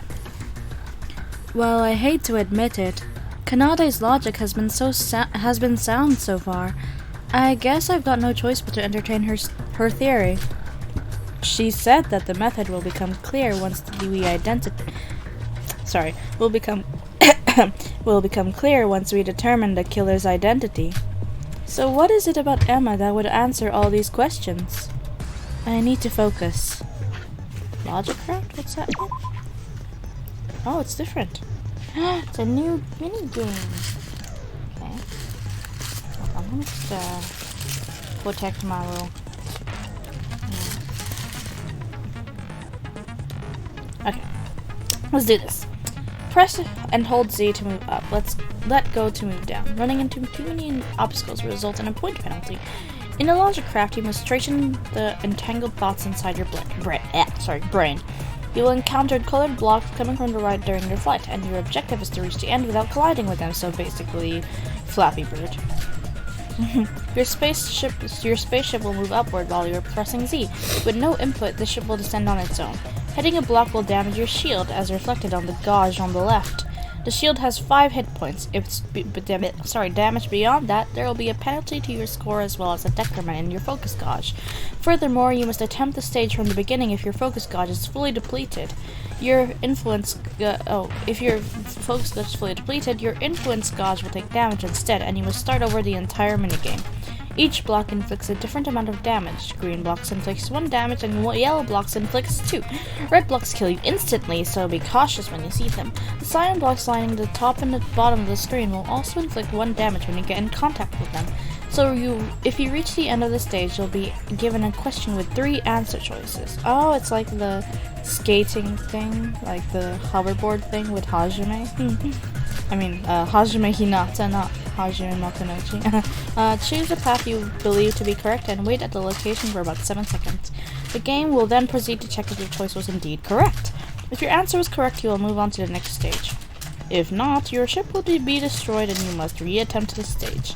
Your ship will not automatically descend during this period, so you may freely move it around using the arrow keys. Make it through a total of 3 stages and 3 questions to complete the logic craft. Okay.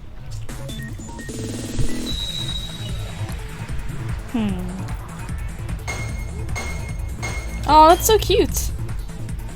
Okay, yeah, it's like Flappy Bird somewhat. Or like Geometry Dash, maybe? Oh, wait. Is that the name?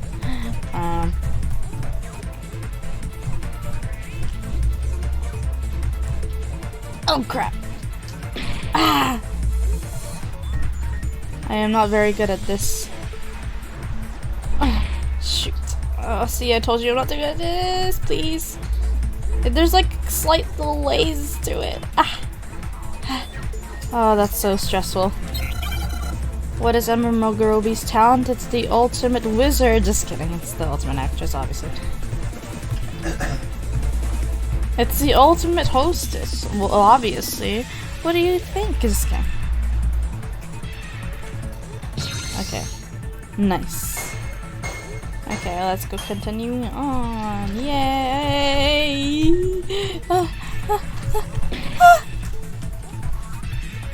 I'm so sorry, Sora. Oh god. I'm so sorry, Sora. Ah!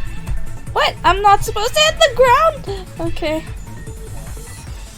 I guess that would be like cheating if you could. Oh man. I mean, you wouldn't be like be able to use your Z if you were just stuck on the ground. Ah! And you can't hit the roof either? This sucks. I'm so bad at this, bro. What does the ultimate actress do? Obviously draw. Just kidding. Okay. Act, of course. It's in the name. It's in the name. What else an ultimate actress do? I mean, I guess an ultimate actress can sing. Oh crap! I almost fell.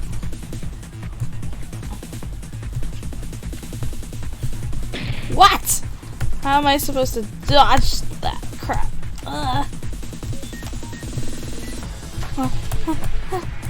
Okay. Oh my god. Okay, I was gonna say this is a miracle, but I already got hit. Okay, so I already jinxed myself before I even said anything. Ah, finally. If the ultimate actress is the culprit, what would this allow her to do? Disguise as another person. There we go. It's the last stage. Yay! It all makes sense. Woohoo! Probably helped that I already knew, but. Oh, really? Yay! Okay, I didn't lose anything. I'm so amazing at this, guys. You should take example from me because I'm so amazing. Just kidding. Couldn't even go on to the class trial. Emma's talent. With the talent of ultimate actress, wouldn't it be possible for her to act as someone else? What do you mean? Up until now, we'd written up this case as impossible, with no way of entering Kokoto's room and each of us having alibis for that period of time. Everybody? Yeah, can you grab that container? Container.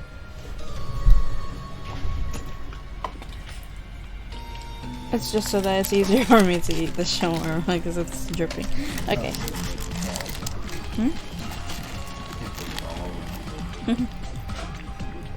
However, one person did have access, Kokoto herself. But what if the Kokoto we met was in fact not the actual Kokoto? What? What if Emma was disguised as Kokoto? And if the real Kokoto was already dead, then suddenly the murder becomes much more possible. That's... You mean the Kokoro we've been meeting with all this time was actually Emma? But... Sora, first you besmirch my friendship. Now you wish to besmirch my talent, too. No, it's not... What's your deal?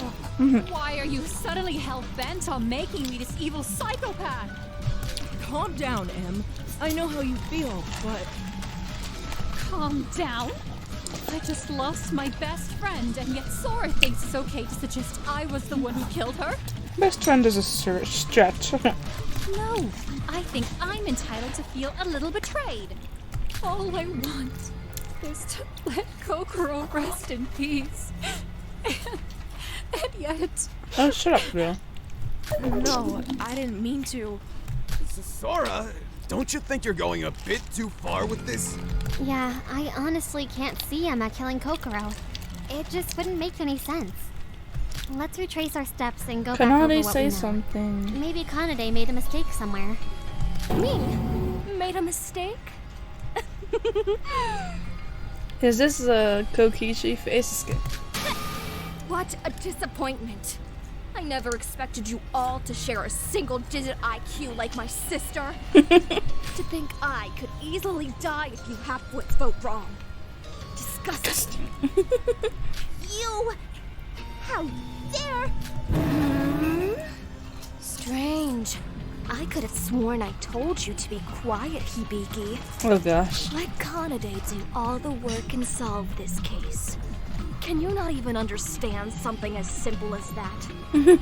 Always so useless. Can't do anything yourself. Always relying on me to clean up your shit. You should know your place by now. Kanade! Why? You're so scary. Okay. Ignoring the nightmare fuel. Ignoring the nightmare fuel for a second. I also kind of think it's unfair to accuse Emma as a killer just because some icicles in her love of acting. No. Huh? Yuki! I believe Kanade and Sora's reasoning. Oh, thank you, Yuki. Oh, me too. Me Slay. too. That speech was so moving it lit a fire within my heart. Too much. This is all too much. Ho ho! Simmer down, everyone, simmer down. The class trial room is a sacred place where the only permitted battles are ones of wit.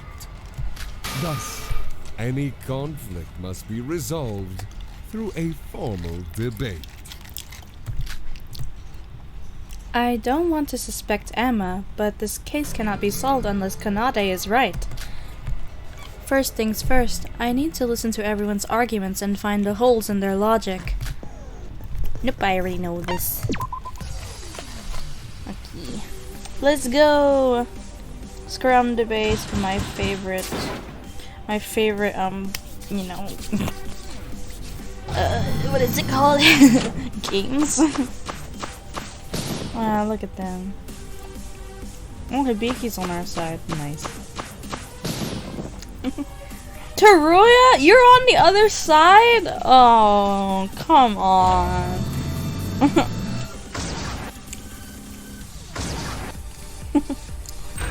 Oh, Shobai is on our side for some reason. I mean, of course he is. We were always together, so I had no time to disguise myself. Kanade, if you all hear my reasoning, then you'll understand why she had to use a disguise.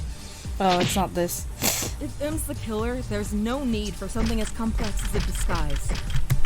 Dang it, I can't use that. We met was definitely the real Kokoro. Wouldn't it be tough to act like somebody else so perfectly? Oh, crap. Mine. To act is her ultimate talent. Dang it. I suck. Wouldn't it be hard to disguise as one another? Huh? Wait, Even what? So, this case isn't I'll closed hide. without a way to enter her room. Mikado. The way to enter a room may exist, just yet to be discovered. Okay.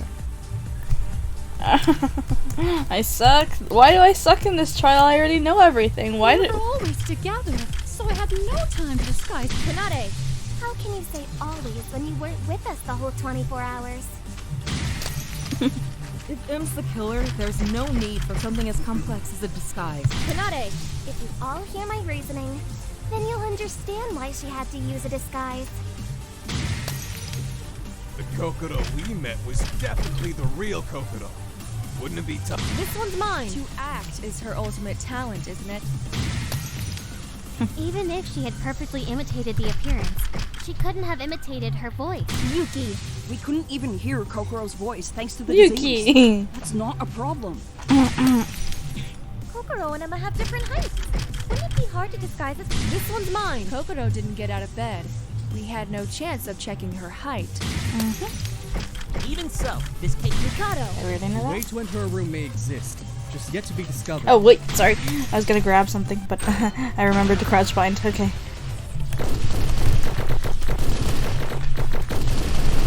Oh my god. Please.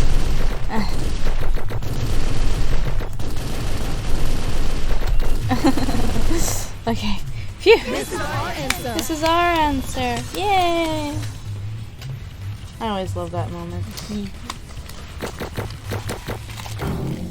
Nice. 80. Thanks. Okay. Alright, saving our progress here. And resume. Wait. We're just going in circles here. We won't make any progress like this. Oh, people. I never expected you to be this cruel, Sora. Why are we even still discussing this? If my reasoning's sound, which it is, mind you, it becomes pretty obvious that Emma's tears are about as real as her fake-ass accent. Hana, I know you're confident in your reasoning, but there's no need to be so rude. Okay, fine. It doesn't seem like they're going to drop the topic, so I'll play along for now. Let's assume that the disguise is possible. So what? It doesn't matter how much one looks like another. Without a means of getting inside her room, Kanade's reasoning becomes entirely nonsensical.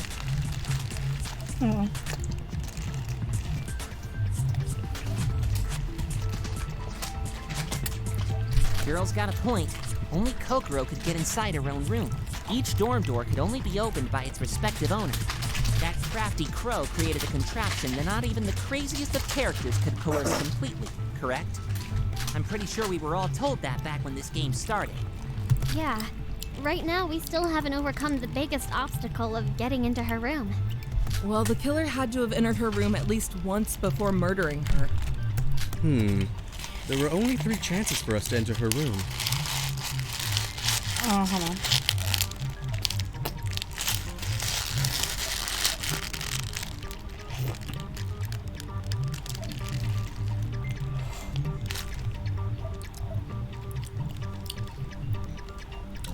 Sorry guys, hold on.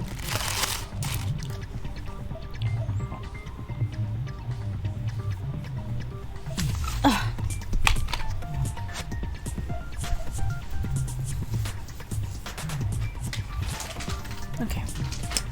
Sorry, I just had to fix something myself.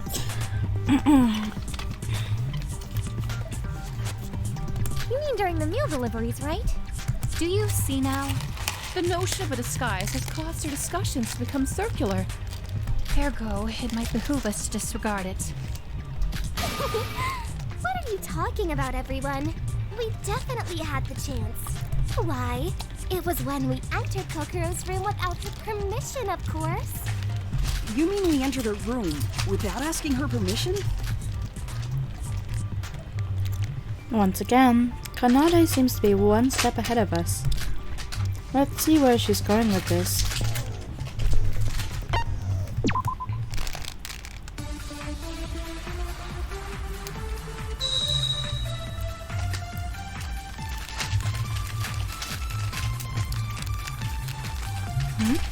Balcony dry blood stain. Oh. When do you mean we entered Kokoro's room without her permission?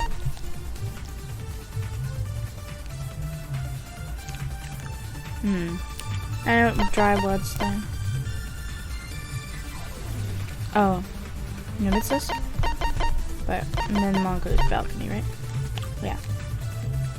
Okay, so it might be either, yeah, it's probably these, like, one of these two. I'm gonna guess it's the, e-handbook? Yeah. Have we forgotten? After our performance, when she suddenly collapsed.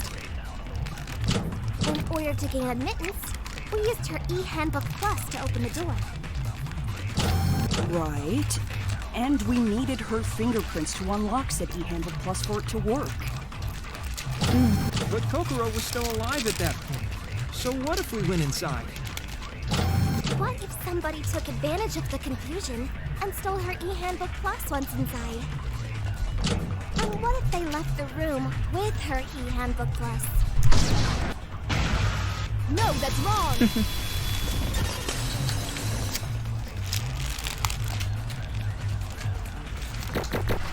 Nice. I'm so smart.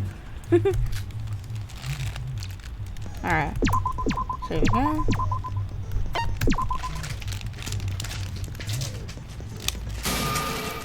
Hold on, Kanade. We can't know that for sure yet. Excuse me? I'll admit, it's true that if somebody had stolen Kokoro's e-handbook plus, they could have entered the room freely. That is, unless the auto power saving function was on. Auto power saving function? You mean the function that automatically turns off the e-handbook plus after it's left alone for a certain amount of time? Even if somebody stole Kokoro's e-handbook plus, like Kanade suggests, if the e-handbook plus ever turned off, it'd be impossible to turn it back on again without Kokoro's input. Couldn't the culprit have just kept touching it to ensure it never turned off? Yeah. Although that is very,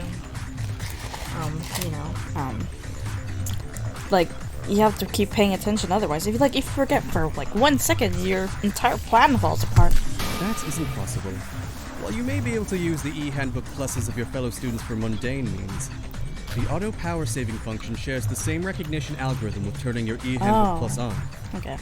Which, as you all know, only reacts to the owner's fingerprints. Why, you're just spouting long words that I don't understand!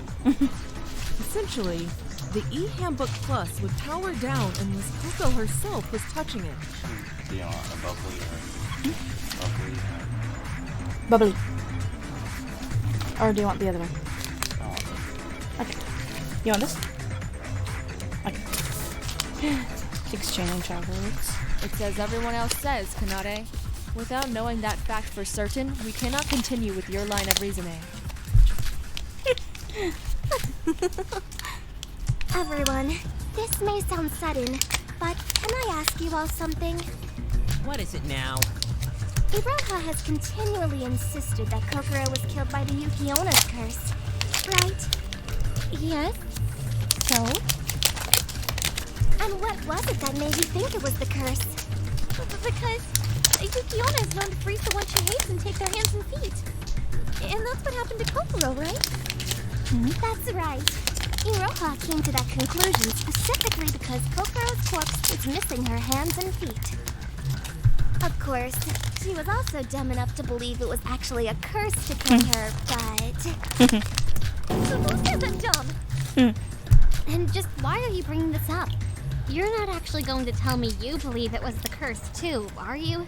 No, of course not. Hardly. But it begs the question, doesn't it? If it wasn't the curse, then why did the killer choose such a cumbersome method of murdering? To try and scare everyone? Wrong again, PP. Wrong again, PP. Please think before you talk. Sorry, I saw like a compilation of Kanade like being like, girl boss. I mean, no, she'll never replace Rei as the girl boss, but like I watched like a compilation video with her saying these, and I've been seeing the lines that are popping up. It's so I love the lines so much. This is obviously a copycat crime to give off the impression it was the curse. When in actuality, the killer had a specific reason to do this. A copycat crime? What's that? It's exactly how it sounds. The case was specifically set up to imitate a past crime. Kanade suggesting Kokoro's death was carried out in a way that mimics the legend of Yukiona. But why would the killer do that? I don't know, ask clues. It was to cover up the trick of this locked room murder. As Sora and Mikado have proven, Kokoro's e-handbook plus would only have responded to her own fingerprints. No matter how hard they tried, the built-in algorithms would have prevented the culprit from turning the e-handbook plus back on. So, what if the killer had Kokoro's fingerprints? Huh?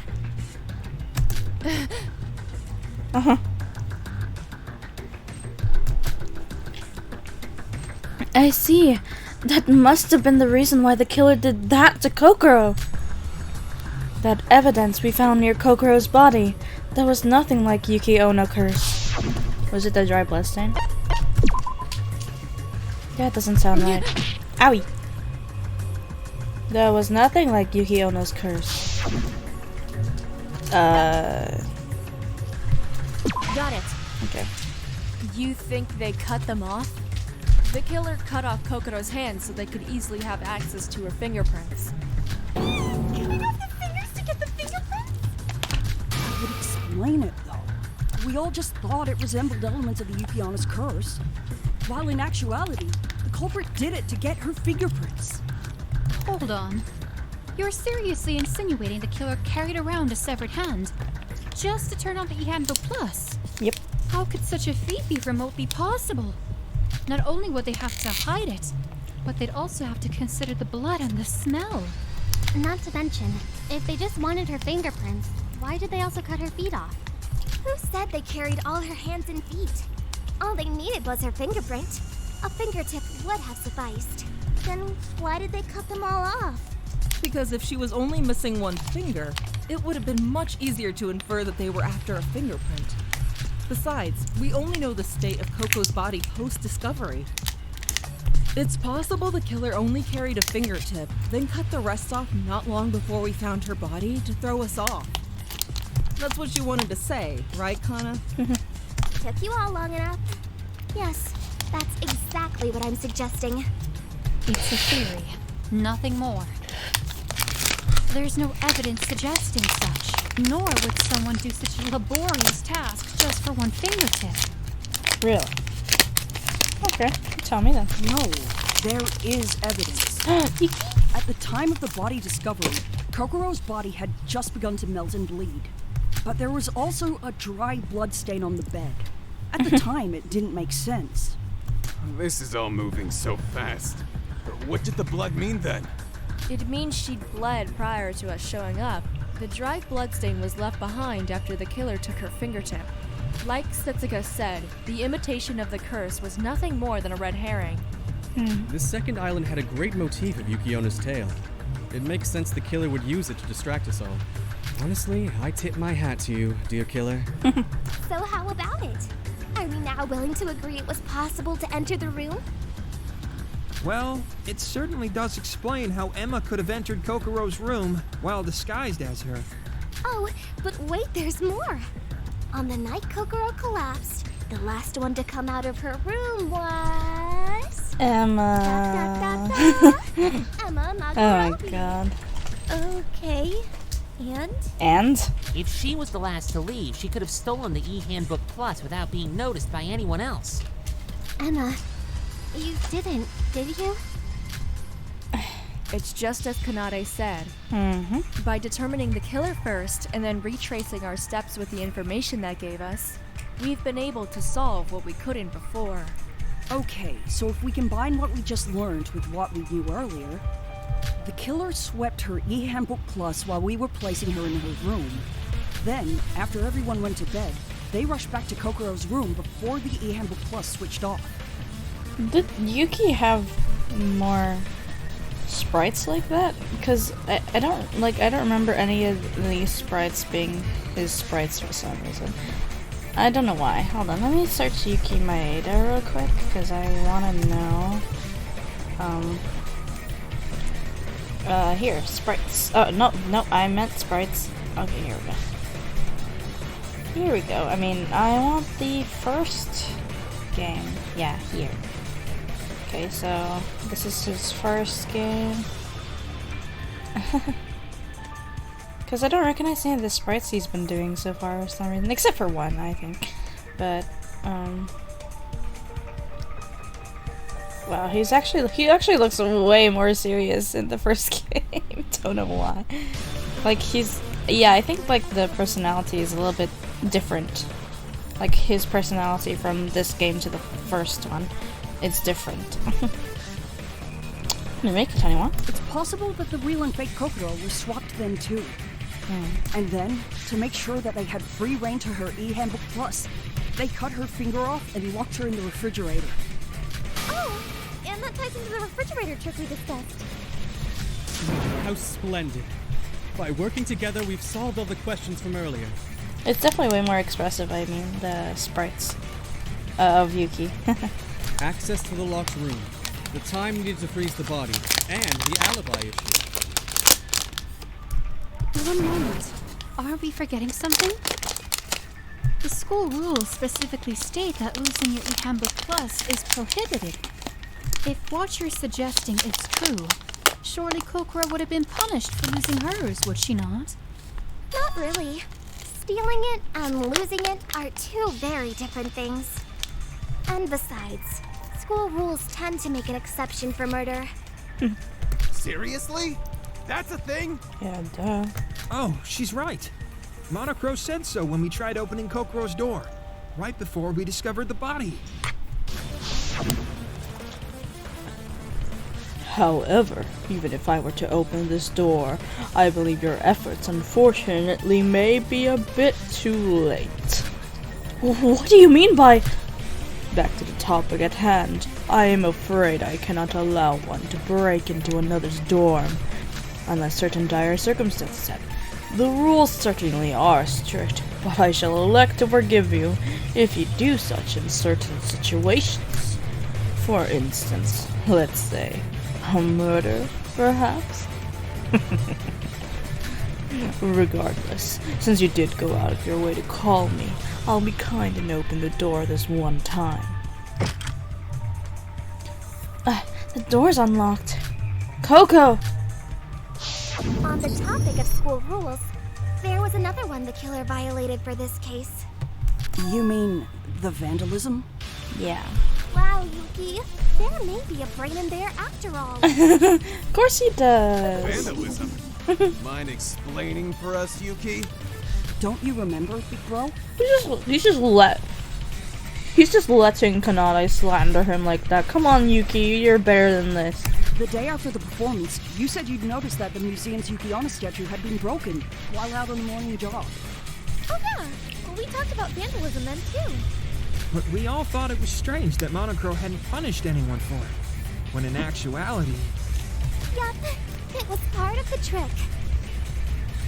In order to help create the illusion of Yuki Ona's curse, the culprit destroyed the statue to make it seem as if it had awoken. Well, that may be one reason, certainly. Though I think the culprit had a different idea in mind. As you all know now, the crux of this case is the killer's disguise. Makeup can be used to mask the skin color. Stealing their clothes helps the appearance. But what about the hair? She's right. The Kokoro we'd all met bore a remarkably strong resemblance to the real thing. And so how did she mimic her hair color? Yes, I'd been wondering how that evidence would tie in. Perhaps now? Slay, though, to really, I mean, don't actually slay, but like slay. Okay. Got it. The dressing room. She took a wig from the dressing room inside the museum. Right again. Well, yeah, there was loads of wigs in the dressing room. But none of them looked like Kokoro's hair, right? Iroha, do you remember the costume party we held on the first night we arrived at the second island? Party? Oh yeah, I remember. So it's not a rare event. Just it was needed. And do you remember who helped style our hair at that time? Huh? Oh! It was Emma. But wait, what does the wig have to do with the broken Yuki Onna statue? The relationship between the wig and the broken statue. Maybe it's because of that. Wait, what? Hold on, I forgot this one.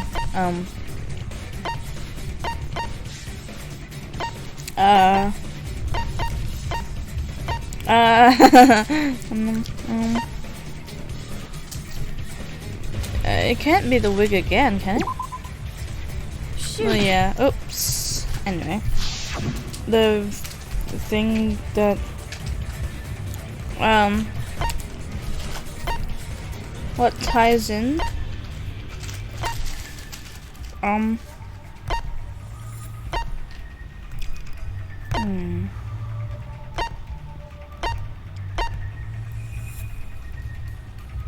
Okay, so this. Oh, whoops, sorry. Not this one.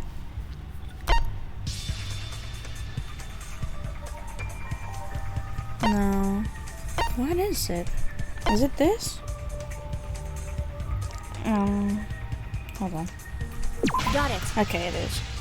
It's probably because of the dressing room item list. What's that? Oh yeah, I saw that too. It's a list that details the amount of stock for each item in the dressing room. How many wigs there are, how many variations of clothing there are, things like that. If the killer had taken a wig to disguise themselves as Kokono, then the numbering on the list wouldn't match the actual stock. So to cover that, they destroyed the statue and took the hair parts to fill up the inventory. Whoa. They went to all that effort for just one hint. Who'd notice something as small as that? Teruya. Given how crucial the disguise was to the plan, I imagine they must have been hyper-vigilant and paranoid about keeping it hidden at all costs. And as a matter of fact, their meticulousness was not in vain. Teruya.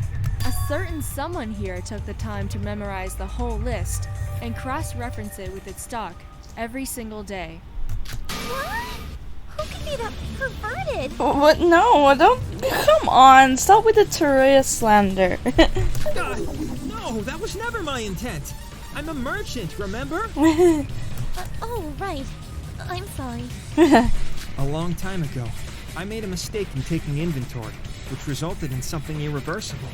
I can't remember the details, but I swore to be thorough from then on. But even despite the first memorizing case. inventories is nothing new for me. As a merchant, I can't stand not knowing exact quantities of the stock. Even with Teruya making daily rounds, not even he noticed a wig disappearing.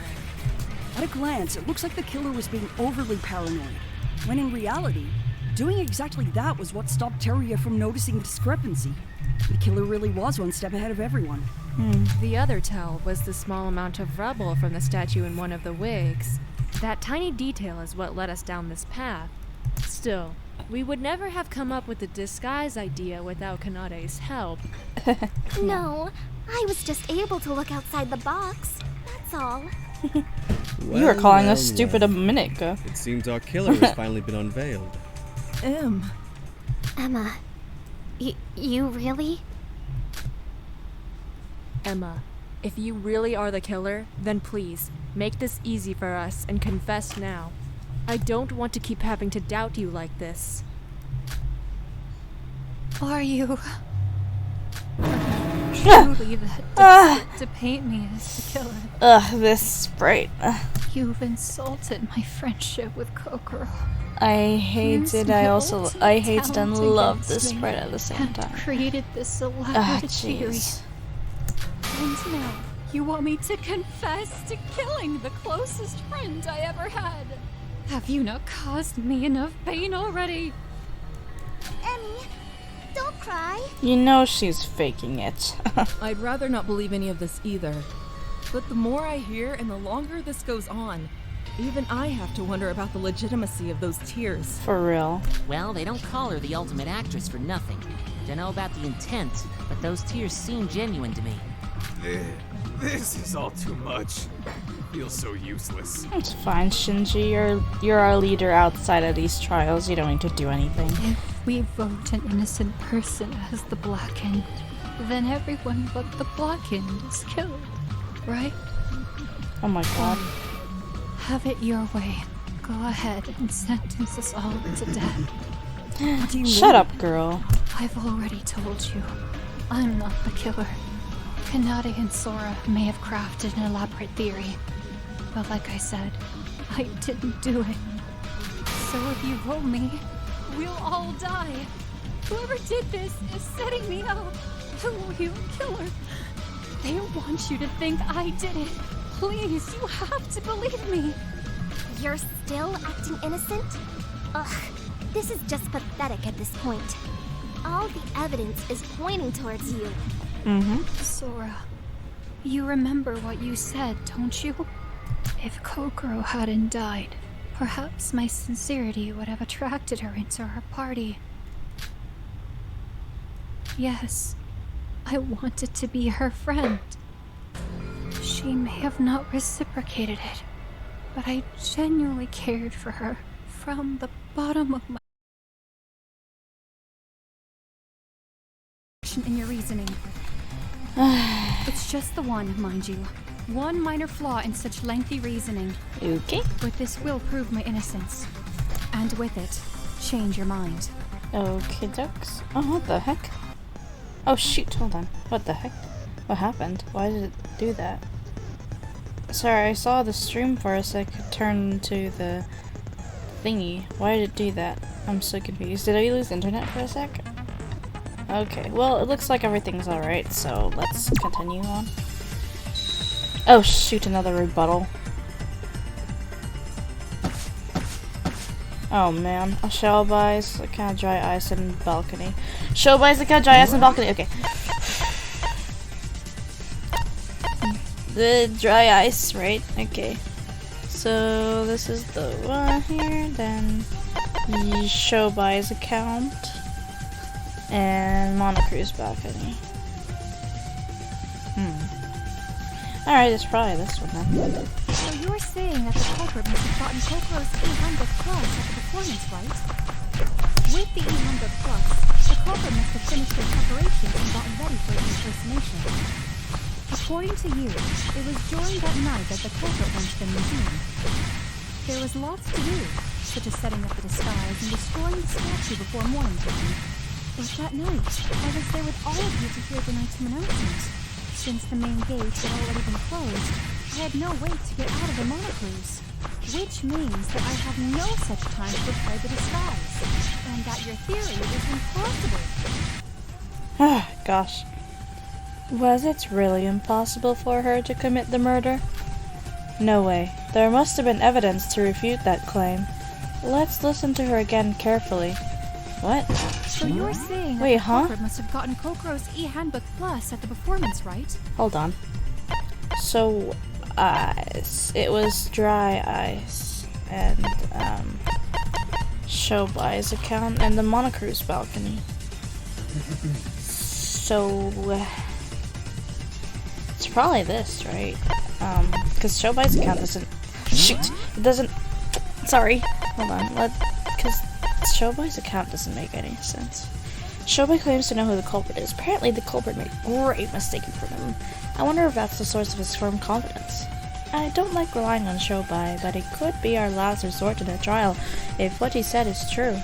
Assuming he agrees to help us in the first place, of course. Anyway, so I think it is the Monocru's balcony. Alright, let's see. With the E-Handbook Plus, the culprit must have finished their preparations and gotten ready for the impersonation.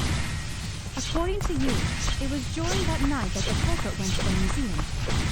There was lots to do, such as setting up the disguise and destroying the statue before morning time.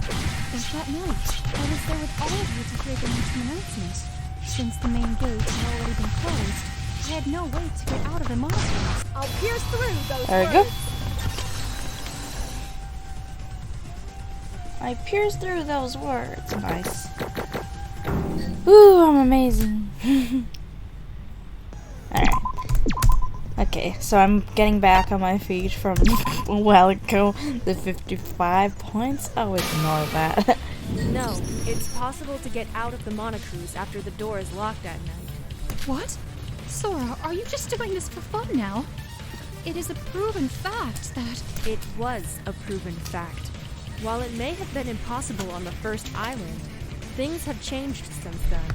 And you can now get out through the balcony on the 4th floor hallway. Oh, that's right.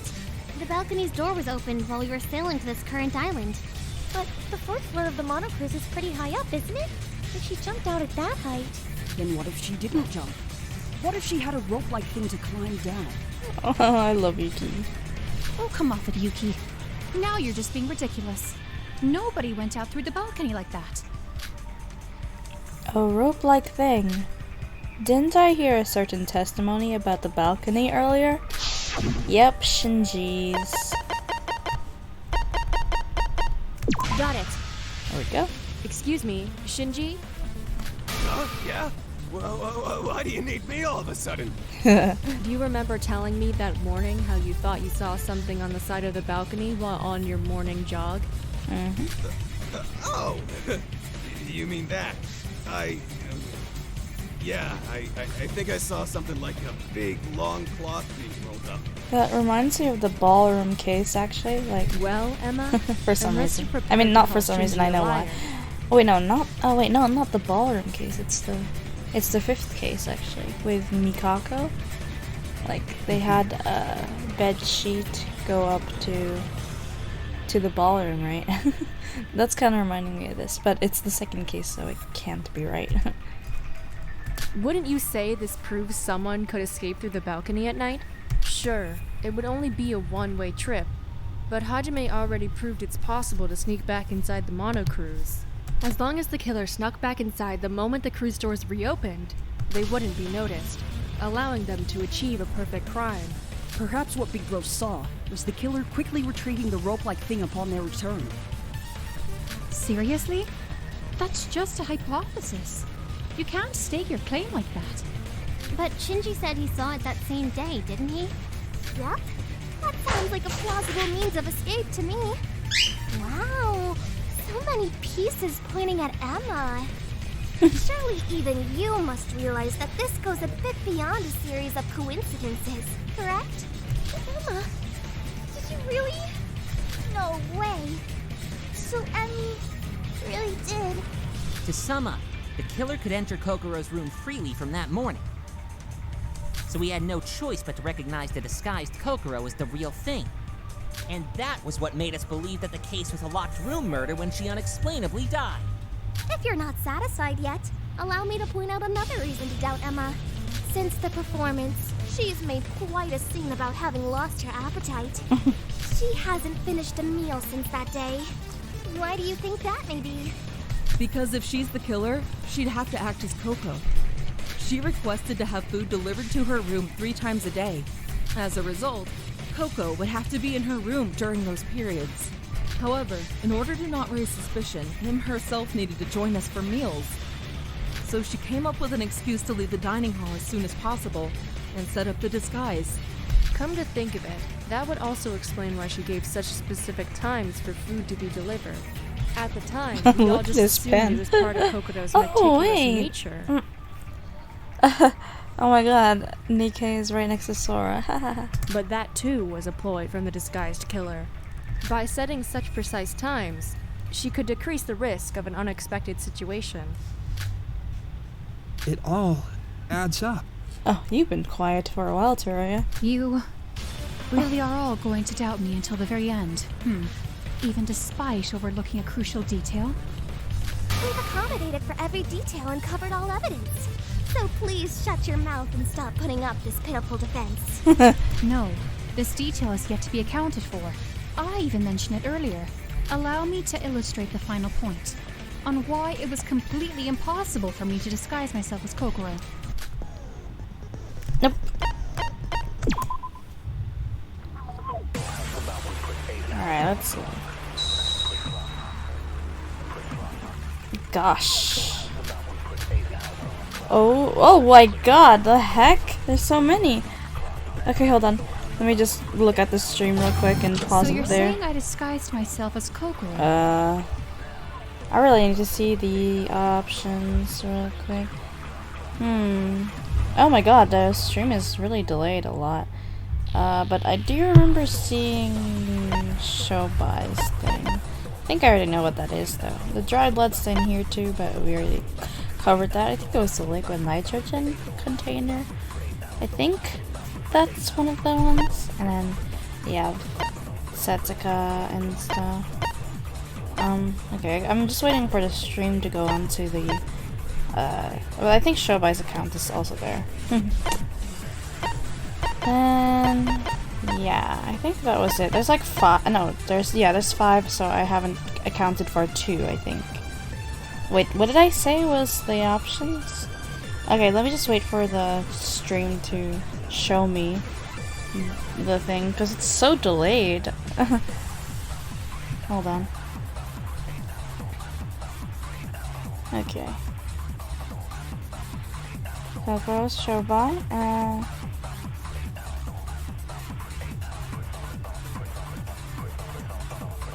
Okay, there we go. I got it. Okay, so we have the dry ice bag. So it's a bag used to store dry ice. Then Yuki's account. Yuki told me about his visit to Kokoro's room yesterday evening. Him, Emma, and Teruya called her through the door, but Kokoro didn't open the lock for them. They assumed Kokoro was sleeping and left the dinner plates outside the door. He checked that the plates were gone later that night. Okay, and then it was dry bloodstains, but I think we already knew that. And it was Kokoro's E-Handbook Plus, but I don't think it's the answer. Then we have Shobai's account. So I think it's Yuki's account. Yeah. Let's go with that. Oh, sorry, wrong button. That's utterly impossible. I'm an actress, not a voice actor. I couldn't mimic her Not a voice. voice actor. Are you also going to ignore the height discrepancy? I'm over 20 centimeters taller than her. It'd be obvious that it wasn't the real Kokoro. Of course, the two inconsistencies could be explained by A the voice disease. actor, sorry, I can't help But but would I laugh really at that. be able to impersonate her if it weren't for Because the set a voice disease? actor is voicing her. Remember, she was diagnosed the morning after the performance. The culprit would have had to prepare the disguise the night before. How would the culprit have known about Kokoro's condition in advance? Oh, it's show bias. For without it, there was no other way to overcome the difference in height and voice. She had a rare endemic disease. How could you possibly suggest the culprit would have been predicting something like that? Unless the culprit was some omniscient god. I'm putting Oh, shoot. an end to this disguise theory. Okay, so, she's denying it yet again. Let's listen to her again carefully. There must be a flaw somewhere. So you're saying I disguised Oh, what the myself as heck? Coke? I'm an actress, not a voice actor. I could argue also going to ignore the I'm over 20 centimeters. Of course, the two. But would I really be? Remember, the culprit would have had to. How would the culprit for without it? She had a rare endemic disease. How could you? No, that's wrong. There we go. I accidentally pressed it twice. No, those were accidents. Dang. 10. Oh, man. Okay, well, it's fine.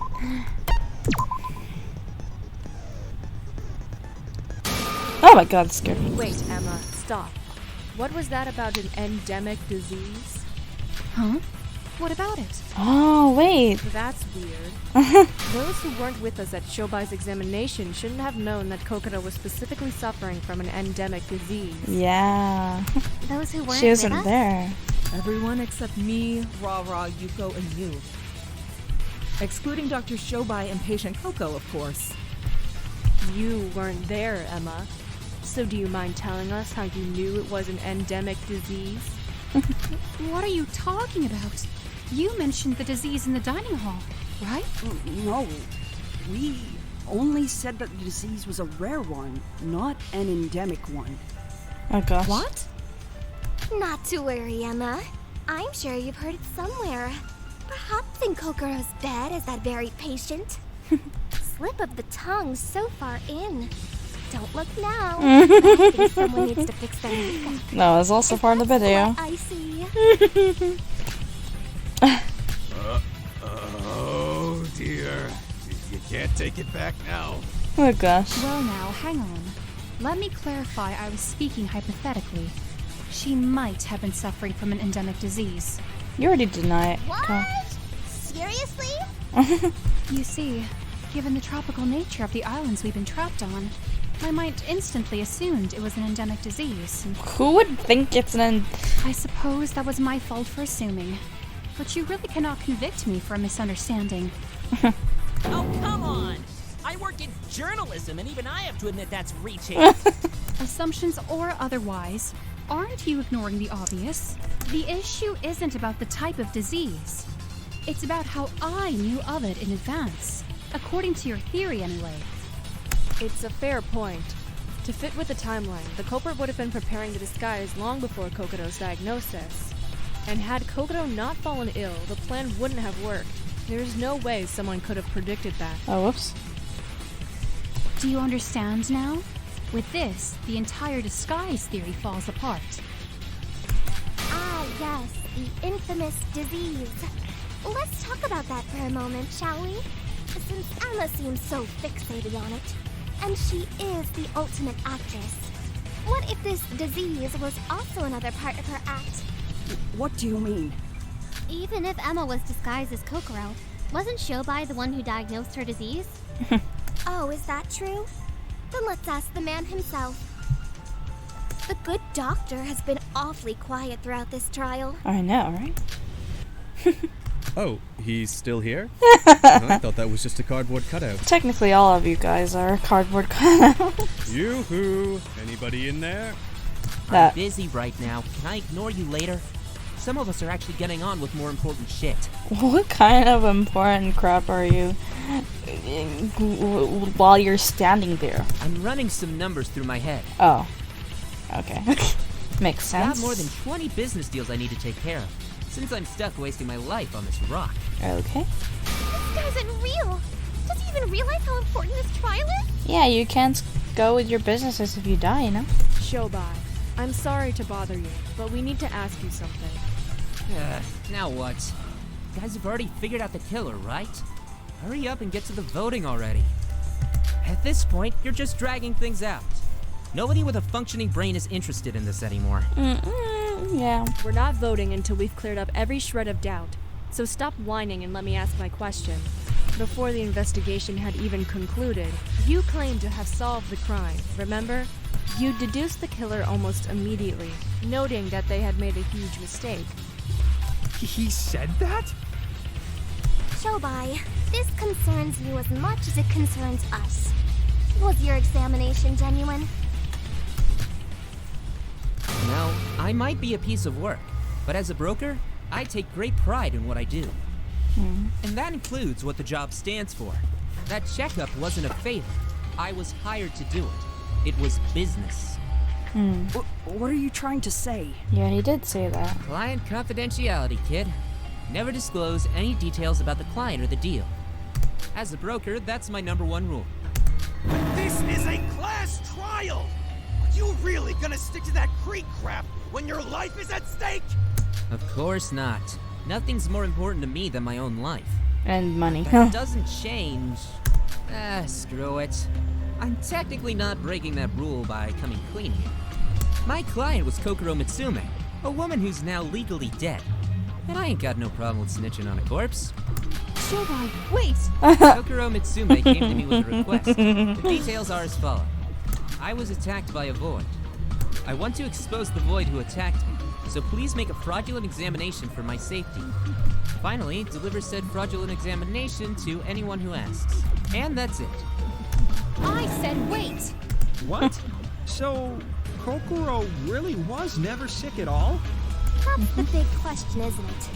After all, we now know that request was not made by the real Kokoro in the first place. You said that you knew who the killer was, Shobai. Were you able to infer that from the request alone? Yeah, there was a lot that wasn't adding up. Since I take pride in my client confidentiality, she could have easily spoken to me normally, when it was just us two. Yet, she still insisted on using her iPad to communicate. That ain't all, though. Emma Magarobi said something strange, too. Right after Kokoro Mitsume collapsed and you'd all gathered round her, she specifically said that her body was scorching hot. Why did she say so when Kokoro Mitsume was attacked by the void and not suffering a disease? Maybe she got burnt with wounds. What the heck? If you think about it, everything we did was based on Emma saying she had a fever. After taking her to the room, we only gave her medicine and placed a wet towel on her forehead. Yeah. Which you'd only do if she was ill, not wounded. Well. It seems Emma had already begun baiting us. Starting small with a fever, making us believe she's sick, then having Shobai's phony diagnosis as the nail in the coffin. And of course, none of us ever remotely considered the possibility of the disease being fabricated. Wow. Just wow. I wasn't even there and that story sounds suspicious. Gosh. A healthy person suddenly gets paralyzed by an unknown endemic disease? Seriously, guys? I expected more. Well, it was only the people who, who heard that it was an endemic disease. It wasn't their fault. I mean, it wasn't everyone's fault. It was them. Just kidding. I'm joking, obviously, but... I see. She carefully selected her words to make a subtle shift from healthy to unhealthy. That way, the diagnosis came as less of a shock. But ironically, that was what tipped Shobai off. Yeah. What do you mean? The two statements directly contradicted each other. Emma Magarobi said it was a fever. Kokoro Mitsume said it was an attack. Granted, the disguise fooled even me at the time, but as soon as the body showed up, it all fell into place. It was Emma Magarobi in the dorm room with the disguise. Final answer. just wasted hours going back and forth, old man. Why didn't you say this earlier? I told you. I live by my own moral code, Shorty. Shorty. But since you guys have pretty much done the elbow work, and my client is legally dead, I figured I'd come clean. So there you have it. Your last shred of doubt, all cleared up. And that's checkmate, Emma. No encore for you. No, wait a minute. You must understand. I'm not the killer. No one I'm believes sorry, Em, me. but You, what? I said You're the me, only one sorry. who believes that now. Yeah. Even I didn't want to believe Kanade at first. My reasoning is perfect. There's no room for doubt. No, we're not done yet. We haven't discussed how the killer dealt with the body. I was outside of the room when the body was discovered, so I couldn't have anything to do with it. Seriously, Emma? You could do that treatment in the morning. Once you were done with your disguise, there'd be no need to open the door for us. So you could do your job whether somebody else visited or not. Mm-hmm. By job, you mean the final step, yeah? That's right. Take the frozen kokoro out of the refrigerator and cut off every hand and foot to hide the severed fingertip. If I did that, then the room would have been full of blood, wouldn't it? And yet, there was no such trace. Have you already forgotten her body was completely frozen? There'd be no risk of blood being spilt anywhere. At most, the flesh would have been disturbed. I'm gonna be sick! Oh gosh. Once that was all done, all you needed to do was return the refrigerator dividers back to their original position, then slap a liquid nitrogen labeled drum down as a distraction. Finally, get out of the room and mission accomplished. Hang on, that doesn't make sense. Kokoro was frozen by the instant freeze mode of the refrigerator, wasn't she? Not by the liquid nitrogen. Regardless of how long you freeze something, expose it to room temperature for a few hours and it'd melt on you. Yeah. I do recall seeing some blood emanating from Miss Mitsume's severed limbs. Yeah, barely. If it was melting normally, we should have seen a lot more. Nikkei is right. Her body was melting at an abnormally slow pace. Perhaps that's because the killer used that thing to keep the body cool. It was the dry ice. Oops, sorry. Got it. Nikkei, that's because the killer used dry ice. Dry ice? When the body was first discovered, the room was unusually cold and covered in a thick mist. At first we believed it was the liquid nitrogen, but it was actually dry ice. We found a bag of it at the crime scene. She maintained the temperature with dry ice in order to prevent the frozen body from melting. How about it, Emma? Finally ready to give in? Emmy.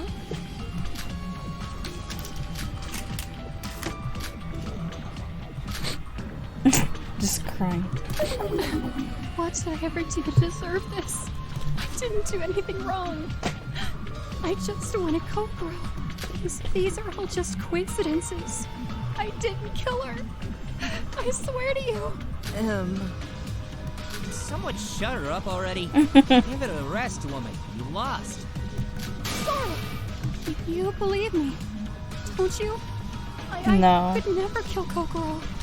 Please convince them for me. We're all walking into a trap. It's hard to suspect Emma when she's crying like this, but all of the evidence is indicating Emma as the culprit. It's just an act. Another performance from the ultimate actress.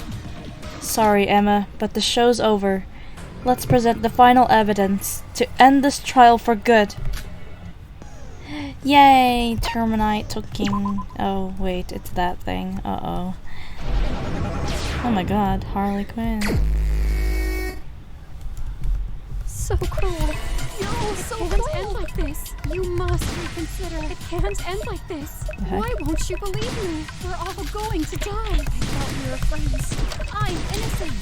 Hear me out. You accuse me of such a thing. It can't end like this. You must reconsider. I'm innocent. Hear me out. Why won't you believe me? How could you accuse me of such a thing? I'm going to die. I thought we were friends. So cruel. You're all so cruel. Accuse me of such a thing. How did it come to this? You better back off. Why won't you believe me? We're all going to die. I thought we were friends. I'm innocent. Hear me out. You accuse me of such a thing. Need to focus. Gosh. Is this the end? Why won't you believe me? How could you accuse me of such a thing? The end? Oh gosh. I thought we were friends. So cruel. You're all so cruel. Accuse me of such a thing. Reconsider. You better back off. Oh, why won't you believe me? We're all going to die. Oh no. We were friends. I'm innocent. I got caught off guard. No. I'm innocent. Hear me. Why won't you believe me? Oh god. I'm innocent. Why won't you believe Wait, oh, he's also Hermione. You must reconsider. Can't end like this. I thought we were friends. I'm innocent. Hear me out. We're all going to die. I thought we were friends. So cruel. Just saying the same exact Why won't you believe me? We're all going to die. Oh crap. Okay. Oh no. Why won't you believe me? How did it come to this? I thought we were friends. You must reconsider. Okay. I'm innocent. Why won't you believe me? Okay, I get it. I get it. We're all going to die. Okay. You must reconsider. So cruel. You're all so cruel. I'm innocent. Hear me out. We're all going to die. Okay. So cruel. I'm innocent. Why won't you believe me? We're all going to die. I'm innocent. Why won't you believe me? I'm innocent. Hear me out. Yikes. Come on. You better back off. Is this the end? We're all going to die. I'm innocent. So Okay. You're all so cruel. You're friends. It can't end like this. Okay, come on. Is this the end? How did it come to this? I thought we were friends. How could you accuse me of such a thing? We're all going to die. How could you accuse me of such a thing? We're all going to die. Oh god, this is so hard. You must reconsider. I'm innocent. You better How could you accuse me of going to die? I'm innocent. So hear me Come out. on. You know so well you're friends. You must reconsider. How could you accuse me of such a thing? How could you accuse me of such a thing? We're all going to die. How could you accuse me of such a thing? You better back off. This is the end. Did I press the wrong button? Oh god. You must reconsider. I'm innocent. You better back off. How could you accuse me of Oh no. Finally. What possible reason could you have linking me to Kokoro? Both were never seen in the same place. There we go. This is the end. Oh gosh. That's stress. My hands are sweating. Knees, weak arms, heavy skin. I don't know the lyric, the full lyrics to that one. I just know the meme. Ah, gosh. I just have one more My thing I'd like hands. to ask everyone. Has anybody here ever visited Kokoro with Emma? Huh? Oh, that's...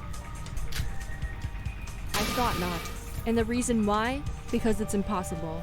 As we've agreed, the bed-ridden Kokoro was none other than Emma. If Emma ever came to visit, the bed would be empty. What are you talking about, Sora? I definitely visited Kokoro's room. Yuki, Teruya, you two remember, don't you? Oh, that's true. I've definitely gone there with Emma before. As she was leaving the dining hall, I caught up with her and suggested she join us. But did Kokoro open the door when you arrived? No. That was yesterday evening. The first time Kokoro didn't open the door for us. As I suspected. After all, how could Kokoro open the door while Emma was outside the very same door? Ironic, isn't it, Emma? What Yuki just said makes you even more suspicious. You always claimed to have no appetite, so you could sneak out of the dining hall and eat your meals as Kokoro. And as a result, you never sat with Kokoro during one of her meals. Wow, you sure did care for her, Emma. A grand total of 0 visits for your sick best friend. I know, right? Best friend award. Didn't even visit her once. More like she couldn't. Perhaps Mr. Maeda's suggestion caught her off guard. She certainly did seem in a hurry to leave that evening. It's over, Emma. There's nowhere to run. Finally given up? Good. It's time for your curtain call. let's summarize the case once again and expose your crime. Yeah. Nope, I already know everything about the closing argument.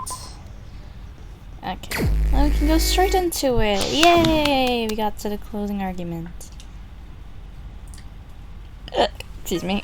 Alright, so. Okay, so we analyze, right? Okay. Melody, rhythms, concert. Actually, let me do this in softer voice. Okay. Melody, rhythms, concert. They brought the fainted Kokoro to her room. We used her e-handbook pluses to get inside. The killer had knocked out Kokoro during the performance. We all assumed she'd collapsed. They were the last to leave Kokoro's room, swiping her e-handbook plus while alone.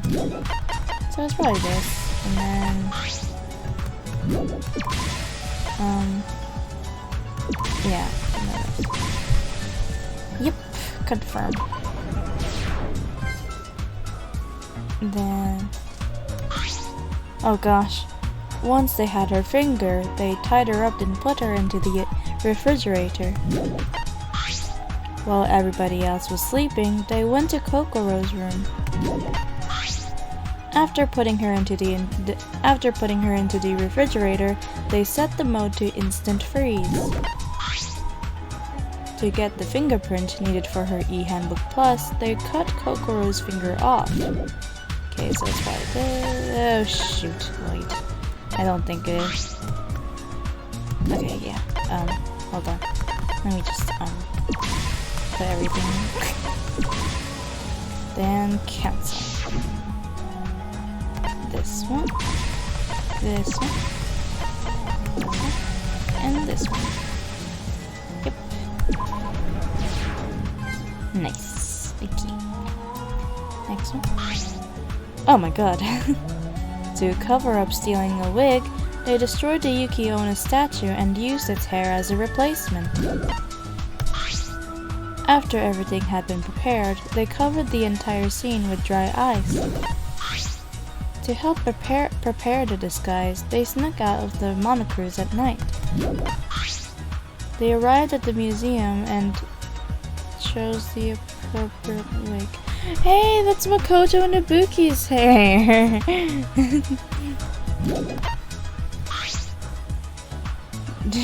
Oh jeez. Okay.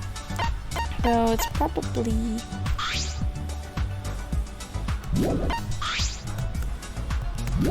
so this one's probably a fake one then. So it's probably this. Then...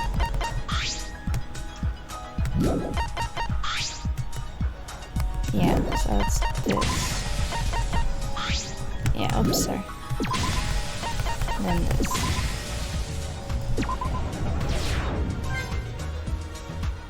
Okay. Hopefully that was right. Disguised as Kokoro, they used Shobai's fake diagnosis to trick everyone.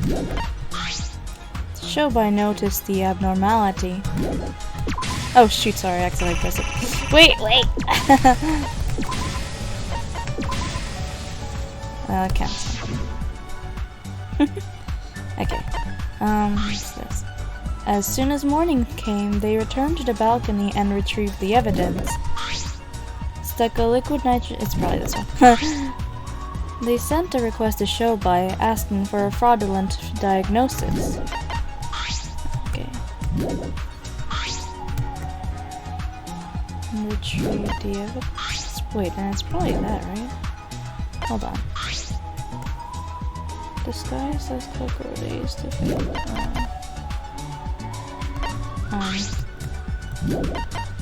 Oh shoot, I keep doing that. Okay, hold on. Trying to think for a sec, because I have never seen the comic before, I think.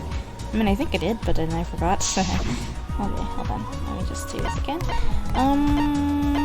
What's this one again? As soon as the morning came, they returned to the balcony and retrieved the evidence. What was the page before this? Why is the stream so delayed? That's so weird. Okay, hold on. Let me just... oh, welcome, question mark? Okay. Okay, I'm just checking the stream real quick because this is the one that cooperates with me. It's so delayed. Why is it so delayed? Okay, anyway, continuing on, let's check this out.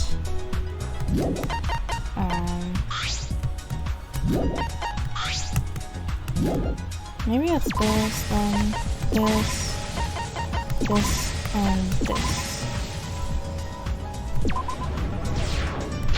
Ah, okay. What did I get wrong? Okay, so,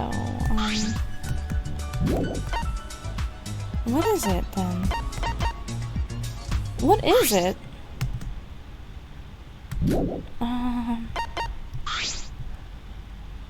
What? Oh, maybe it's the other way around. Maybe it's this.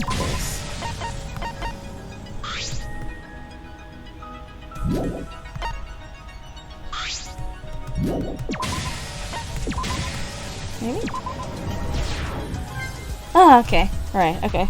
I was right. Okay, good. Oh my god, there's two fake ones here. Alright. As time passed, Kokoro's body was discovered. Probably not that. Oh god. While being frozen, Kokoro used her last strength to leave a dying message. Everyone in the Monocruise had visited Kokoro for several days without noticing the disguise. The real Kokoro eventually froze to death. After manipulating the crime scene, they took the frozen body out and cut off its hands and feet. Kokoro left a dying message Kokoro left a dying message made with icicles. Okay. So it's probably this one first, right? Yeah. Then it goes.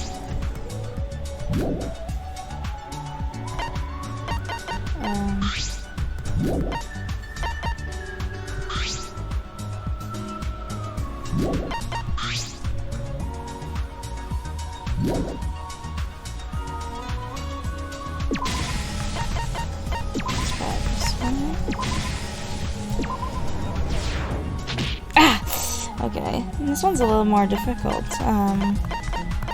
Okay, so it's this one, then maybe this one?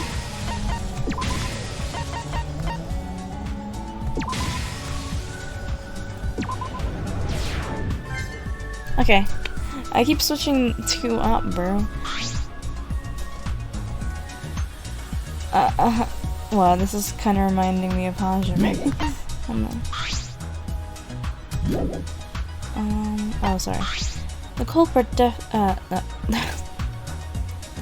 definitely returns to the Monocruise and successfully joins the others before the body discovery announcement. Stuck a liquid nitrogen label onto an empty drum. I know, right? Teruya. What in tarnation Atori? Still useful in it. Yeah, I know, right? He's improved a lot since SDRA. At least I think so. Well, he was actually pretty quiet this trial, but I mean, other than the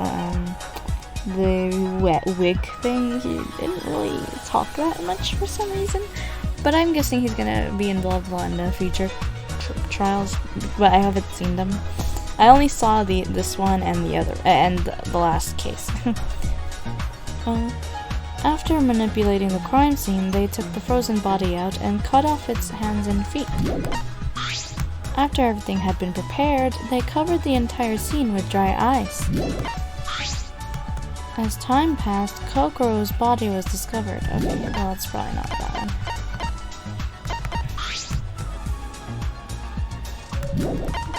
Wasn't that already done?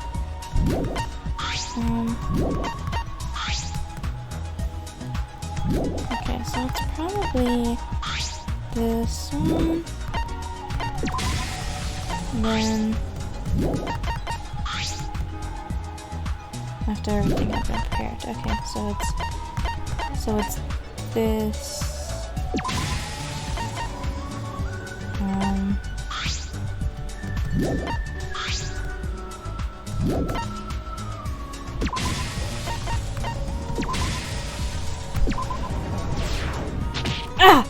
Again? Come on. Why do I suck? Definitely blah blah blah, and then before the body discovery announcement. So it's not that, right? Well, everybody else is sleeping. They went to Coco's. Again, for some reason. This is the same illustration though, so it's probably not this, right? Okay, so maybe it's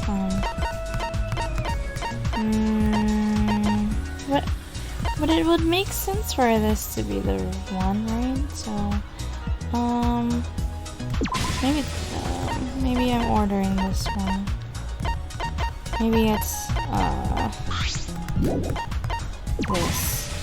this, and then this. Ah! Nope, it's not. What the heck is it then? Hold on. Maybe. Well, it's not this because this goes the preparations has to go before that. Okay, maybe it just doesn't. If I remember correctly, then the previous page. Oh, this is the last page. Oh, it's the last page. Okay, so this one has to be in the end. Okay.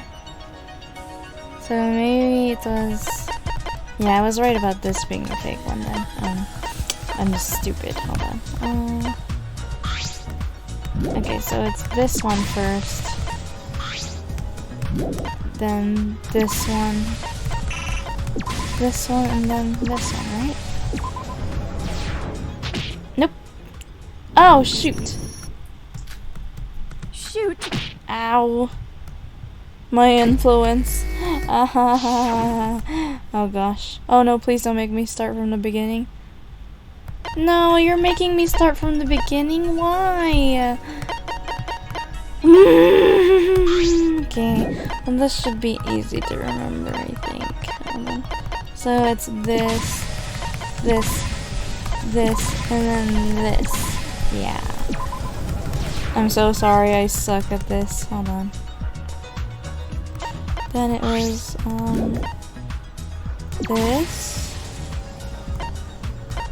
this, and this. Okay. Then, for this one, it was,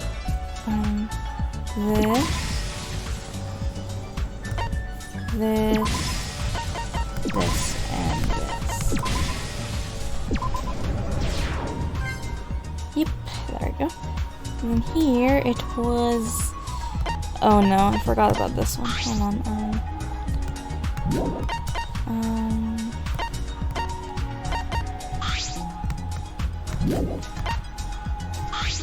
Well, this one's the big one, right? So it's.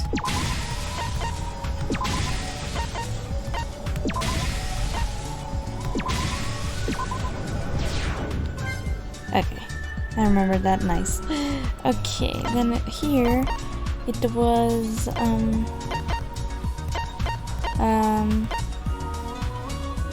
one,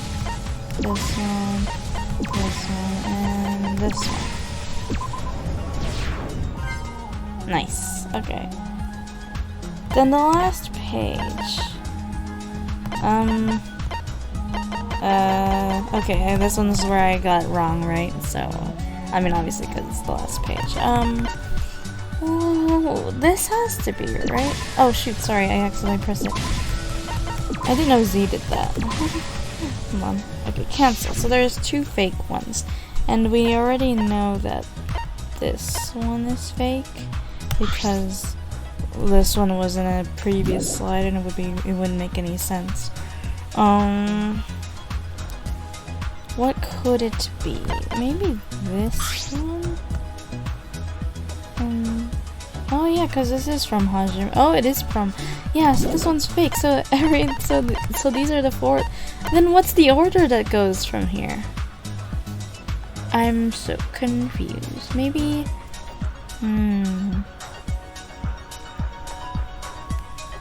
This is after manipulating this crime scene. Sorry, you turn off the mic. Okay, sorry. Hello, hello? Oh, I can't check the stream because it's super delayed for some reason. Okay, but I think you guys can hear me now, so let's continue on.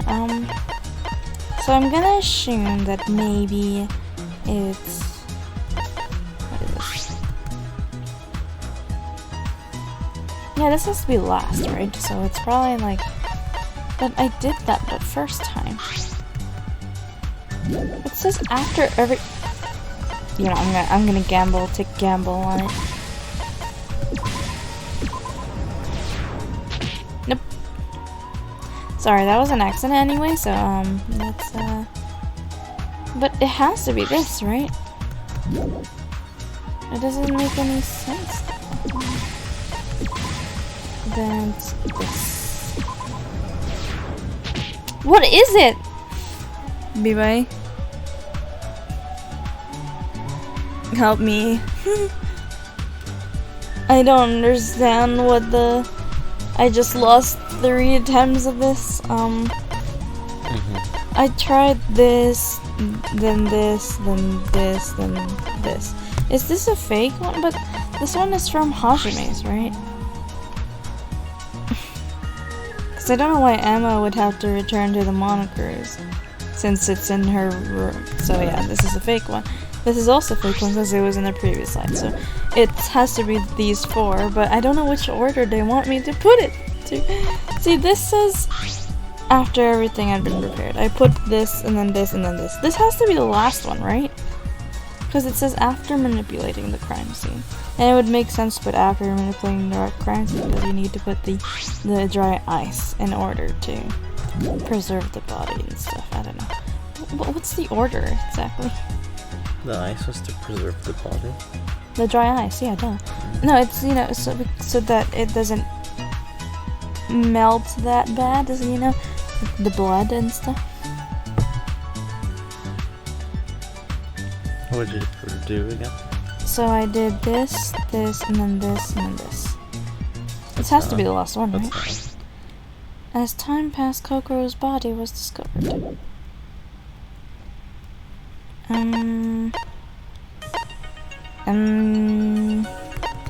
Is it really this and then this? No, but it says after manipulating the crime scene. Is there anything with coming? Is there anything? Is it just this? Maybe it's like maybe it's this, and this. This is the truth of the case. What? Anyway. That's what I would have said. Oh gosh, okay. Now I got it. The last order I could have done. Yay! Closing argument. At some point during the performance, Kokoro suddenly collapsed. The culprit was the first to check her temperature, describing it as scorching hot, to make us believe she'd fallen ill to some disease. While in reality, the killer had likely attacked Kokoro during the noise and excitement of the concert. He immediately brought Kokoro into her room. We used her finger to gain access to her e-handbook plus. The e-handbook pluses can only be turned on by its owner's fingerprints. Feigning concern over Kokoro, the killer made sure to leave her room last. They needed to do this in order to subtly steal Kokoro's e-handbook plus. Yeah. As soon as nighttime arrived, the culprit returned to the scene after making sure everyone else was asleep. Since the e-handbook plus's power was still on, they were able to re-enter her room. Knowing they wouldn't be interrupted at night, the culprit began their preparations. First, they tied up Kokoro and then cut off her fingertip. They needed this in order to have permanent access to her e-handbook plus. Once the bleeding had stopped, they stuffed Kokoro into the refrigerator. By removing all of the refrigerator's dividers, there was just enough space to store her body in. After placing her body inside, they set the refrigerator's output as instant freeze, with the intent to freeze Kokoro to death. Next came the disguise preparations. The disguise was the most crucial element to this murder. as they wanted it to seem as if Kokoro was alive for longer than she was. They stole the clothes Kokoro had been wearing, then set out to find a wig that emulated her hair. Fortunately for our killer, they'd taken note of the dressing room in the museum and planned to use it to their advantage. Naturally, people would be concerned over Kokoro, so the disguise had to be ready by the next morning. But the Monocruise had already closed its gates for the night. This left the killer with no choice but to create a makeshift rope and climb down the Monocruise from the 4th floor's balcony. Upon arriving at the museum, they took a wig that resembled Kokoro's hair from the dressing room. Choosing between Makoto and Ibuki's. However, this would create a discrepancy with the dressing room's item list. So to accommodate for this, they destroyed the Yuki Onna statue and planted its hair in the wig's place. The destruction of the statue brought two benefits. Not only did it fix the discrepancy, but also made some fear the curse of the awakened Yuki Onna. Considering the body's state when we discovered it, the implications of the curse only increased.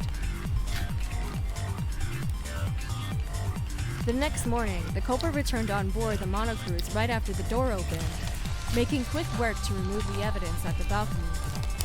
They also used Kokoro's e-handbook Plus to send a request to Shobai. I was attacked by a void. I want to expose the void who attacked me, so please make a fraudulent deliver said fraudulent examination to anyone who asks. That was the request.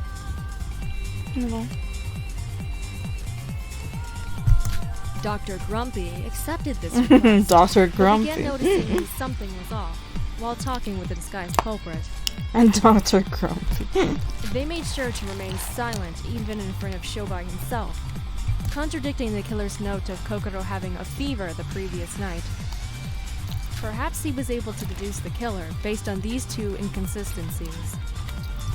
Either way, his false examination made us believe that Kokoro had begun to suffer from a disease.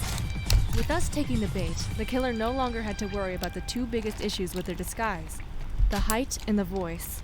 The phony paralysis also allowed the culprit to request we bring them meals at 3 specific times a day. That was done to reduce the risk of an unexpected situation, and to ensure they were in disguise for 3 set times. In an attempt to appear less suspicious, the culprit themselves faked a loss of appetite, to provide ample time to disguise as Kokoro and eat her meal instead. And while effective at first, this ironically made them look more suspicious in the long run. Over the next few days, we continued to bring Kokoro her meals, unaware of the one beneath the disguise. We all continued to believe that, while unwell, Kokoro was still alive. But the horrid truth was that the real Kokoro Mitsume was slowly freezing to death in the refrigerator. Right before she perished, though, she used the last of her strength to leave a dying message. She broke 8 icicles that were created by the instant freeze mode, proceeding to carve F on the front and O on the back with her nail. Then, on the last icicle, she carved I instead of O, and penetrated the longest icicle through the I icicle to complete the message. There are 8 icicles with the letter F, and conveniently also 8 females. That would mean the tallest girl among all females was the one who killed Kokoro. After all, the culprit was indeed the tallest among the females. Without the dying message, we never would have been able to pinpoint the culprit. Eventually, the real Kokoro Mitsume finally died, leaving the culprit with no further reason to keep up the act. That night, the culprit grabbed a pack of dry ice and an empty oil drum the following morning with the intent to complete their crime. By slapping a liquid nitrogen label into the drum, we'd all make the mistake of assuming Kokoro had been freezing via the nitrogen, not the refrigerator. There was also the issue of Kokoro's missing finger tip. Had only that been missing, we'd have caught on much sooner. So to cover the tracks, the culprit cut off both her hands and feet. Not only did this work in their favor, but again, it brought more suspicion onto the Yuki Onna's curse. Finally, all that was left to do was cover the room and body in dry ice, to force the body to melt at a much slower rate before fleeing the scene.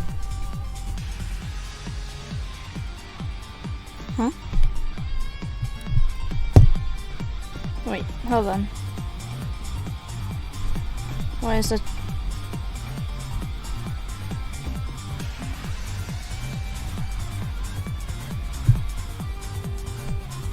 Oh, okay.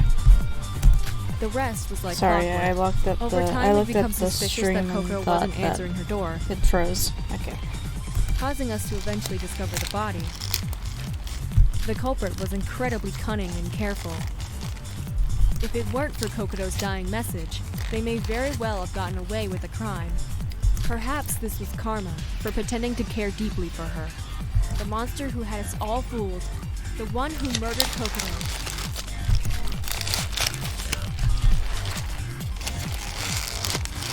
Wow. It can be no one but you, Emma Magarobi. Wow. Woohoo! That's another closing argument done. Second one. Oh. Oh, come on. That's unfair, man. I was just missing the order. Oh, I thought it was confusing. No one but you? Mm-hmm. You said no one but you? Yep, no one but you.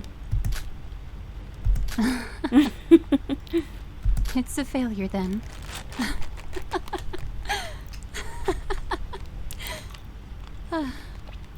So be it. The spread always gives me chills. Like when I first saw it, it gave me so much chills. I did so bad. Oh man, look at this. I did so bad. Hey, at least it wasn't an F. 10. I was level 12 before all that happened. I'm so annoyed. I was level 12 before, like, in the last stream of Danganronpa, all my investigation and free time progress was lost. So that included my experience, and I was at level 12. How unfortunate. Thanks. Oh, nice. Sharpshooter skill. Excuse me. Oh, wow. I got some more crows that I could have got. Oh, man. Can I still look at the islands? Oh. I got 4 rank bonus? Oh. Thanks, because even though I got D, geez, I did so bad in this one. I don't know why. I don't understand why I did so bad here. It seems you have all finally reached a conclusion. Just like the last trial, you only get one attempt at voting. Think carefully before you decide. Okay. Now, let us see if you have chosen wisely or poorly. Ladies and gentlemen, use the panel in front of you to vote for who you believe to be the culprit. Will you make the right choice or the dreadfully wrong one? Or the dreadfully wrong one. This game. What is it going to be? What's it gonna be? This game. Monokuma's not the star of this show.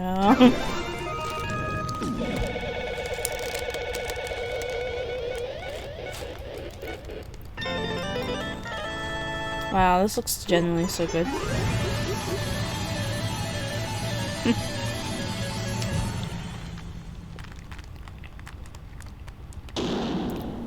Wow. Nice.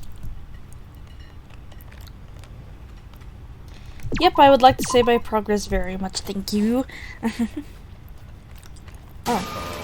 Congratulations! Oh, that's right. Miss Emma Magarobi was the culprit of this murder case. A rightful verdict indeed. I must say, I'm impressed. I must say that your performance was splendid. No way. Emma! Fuck! Darn it! We had got the right answer. Emma was the killer. We had already worked it out during the class trial, Everyone must have voted for her with confidence. But even so, knowing the answer beforehand didn't make this any less of a shock. Having to accept that one of your classmates committed murder. Why? Just why? You were close friends with Kokoro. Why'd you kill her, Emma?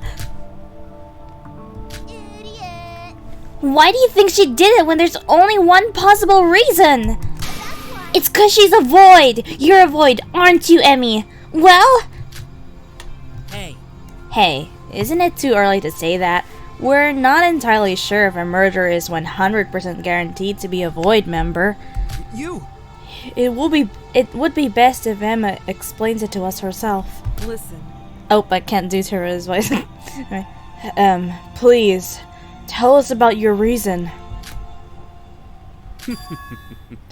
There's no need to mind my presence, Miss Magorobi. Speak as freely as you like. Huh? What's he talking about? I tip my hat to you. Your abilities are far superior to those of Mr. Makonochi, so I put my trust in you. You may use the little time you have left in any way you want. Having kept silent since the end of the trial, Emma suddenly let out a deep breath and began talking. Oh god, the chills. Nothing big. I did it because I'm a void. Like you pointed out. That's all. Oh jeez. Just like Hajime was. I am Mikado's co-conspirator and ally too. This scene gave me so much chills when I first saw it. I'm sorry if you expected something saintly from me. Emma's beautiful face became contorted as she spoke. It looked surprisingly similar to Hajime's appearance in the last trial. Wrong, because they're voids. Void! See? I told you. But the voids! Weren't they no longer willing to work with Mikado after he betrayed them? Listen. Betrayed, yes. Hajime died, and we weren't told that we would die for real either. From our perspective, it's true that Mikado betrayed us. Then why? Why did you commit murder? I cannot kill. It's too late for us to turn back. Us voids, we cannot be saved even if we decide to abandon the planet at this point. If we antagonized Mikado and helped you escape this island, there would be absolutely nothing left for us. But you didn't have to go as far as to murder! I don't know about your motive, but we could have helped you get over it! It's not something that can be magically solved like that. You don't know anything about us. We have our own reasons for doing this. Also, is that why you killed Kokoro? Was it to carry out Void's plan as a member of the group? That's why. Kokoro said Hajime's murder was coordinated in advance.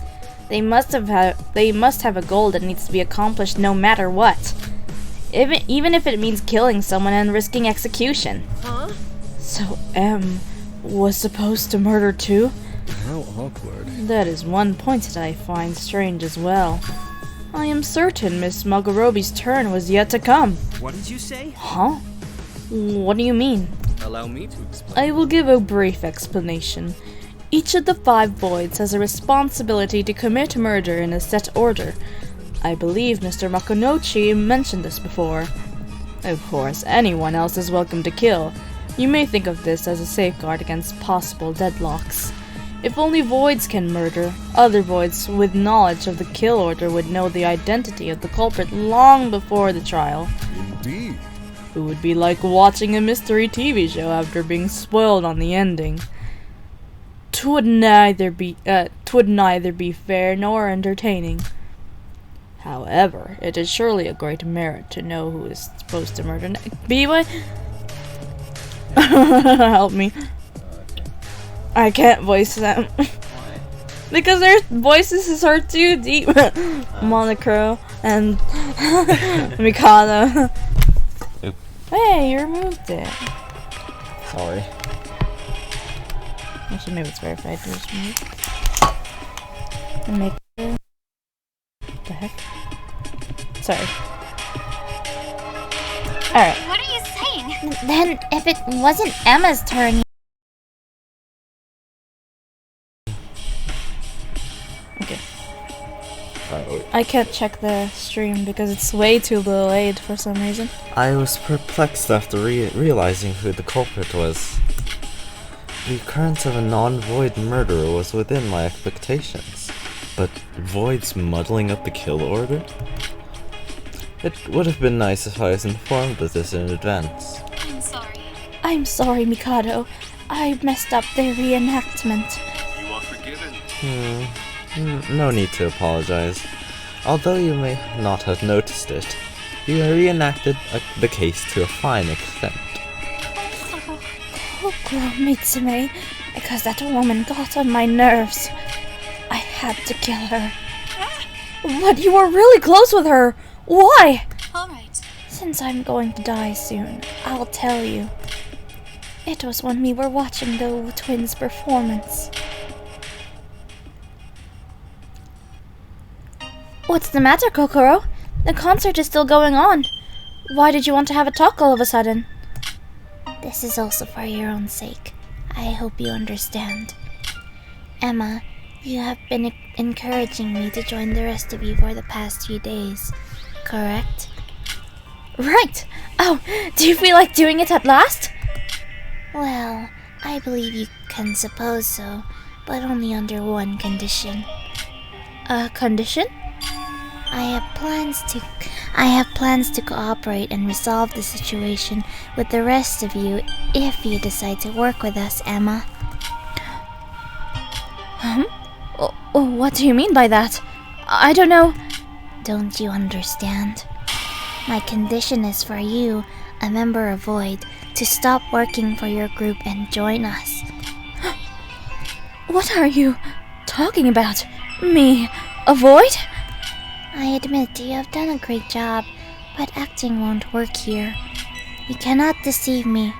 Emma Magarobi, you are a Void. Don't worry. If I had intended to reveal your identity to everyone, I would have already done so. I know a few others who are quite likely to be a Void as well. Still, I am proposing this offer to you because you always approached me with a friendly attitude. I think you could be of great help to us. Sorry. I hope you aren't considering attacking me. That would be an incredibly unwise decision. I am not so imprudent as to talk one-on-one with a dangerous individual such as you. Besides, everyone will witness your crime even if you do succeed. I asked Tsuruya Tori to I asked Tsuruya Tori to act as my bodyguard a few days ago. He should be watching us as we speak. Hate to break it to you, but he's kind of distracted right now. If you're planning any tricks, give it up now. What do you want? Just as I said, come to our side.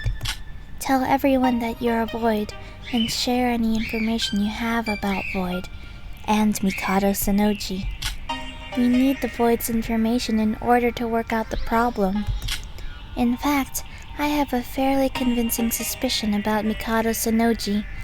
If the Void's testimony backs it up, we may be able to escape this island.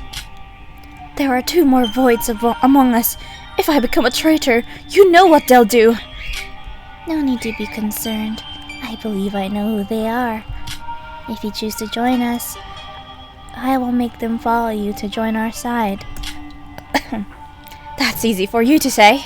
We Voids have a reason to be committed to our plan.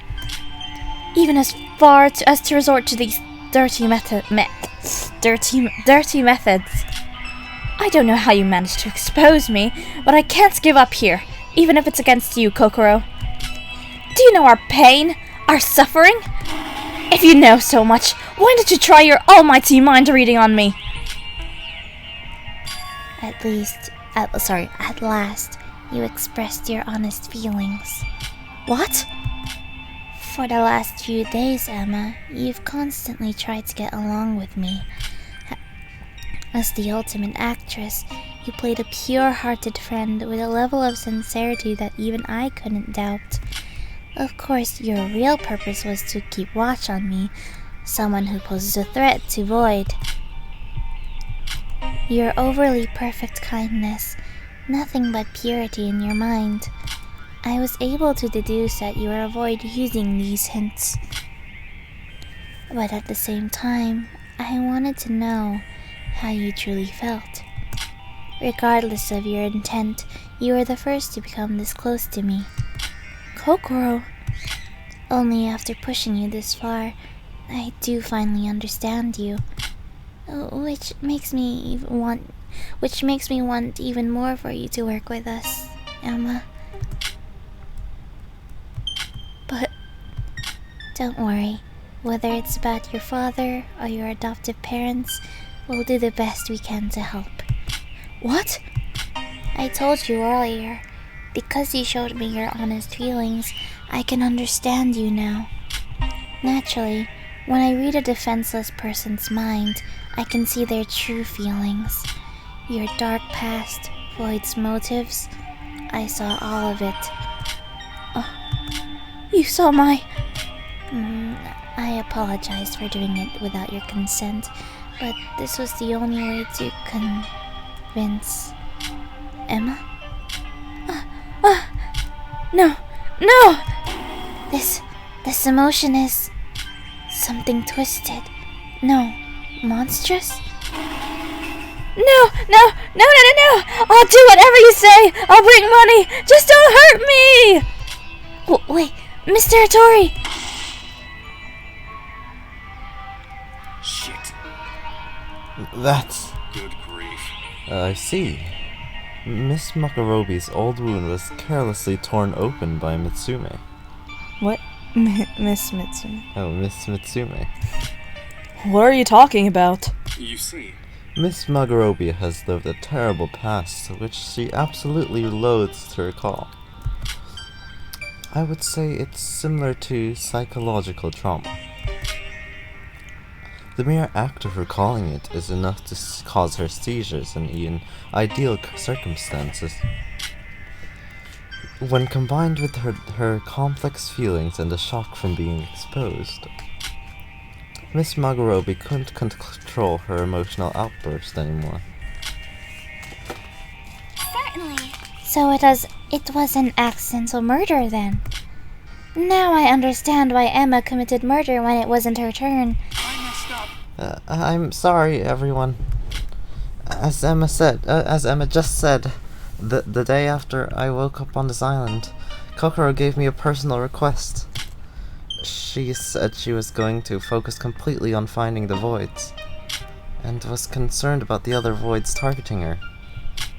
So she told me to watch her from a close distance and come to her aid in case something happened. And, But she must have chosen you because you were the least likely to be a void. Wait a minute. Kokoro said that? She made a whole announcement to tell us that she wasn't going to care about Void whatsoever. She said that in order to throw the voids off her trail. She wasn't sure who was in Void, so she pretended to be ignorant and worked in secret. Kokoro really wanted to help us, but I couldn't save her.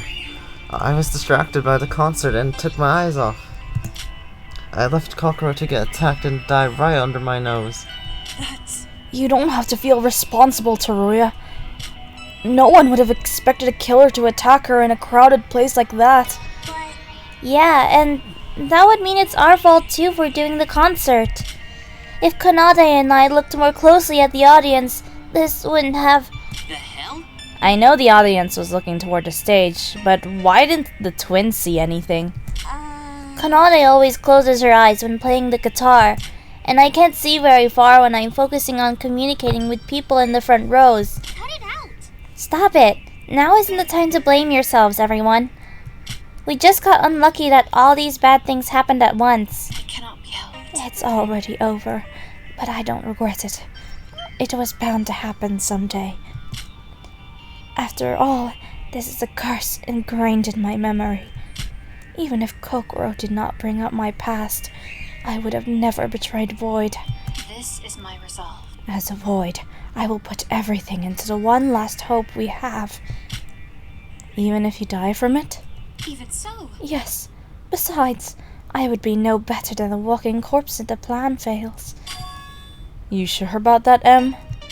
Huh? Do you really have no regrets?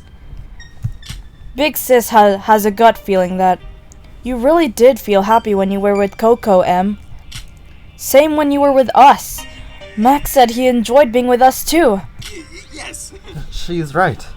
Void is only doing this because they are forced to by some unknown reason. It's not too late. You can recompense for what you did later. For now, don't you think we should work together to give that Mikado a big kick in the butt? Oh. Mikado! I'm done. Start my execution now. Is that really alright? I don't think I can face you all any longer. If I stand here for another moment, I won't be able to remain a Void. Emmy! No one but Emma herself would ever know whether she was putting on an act or not. But I could tell that she looked incredibly distressed at that time.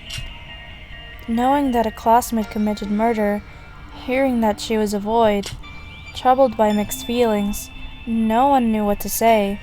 Instead, we merely stood watching her. Look. I'll say one last thing. Shinji's plan, I don't think it was fundamentally in the wrong direction. If we had another way out, we wouldn't have agreed to this nasty plan. Hajime felt it, and I did too. I'm sure that if we had met under different circumstances, we would have stayed as good friends. But while the plan is in action, all of the process means nothing. It cannot be helped. No matter what you all do, the outcome is already set. Just like how I'm about to die despite my struggles. What did you say?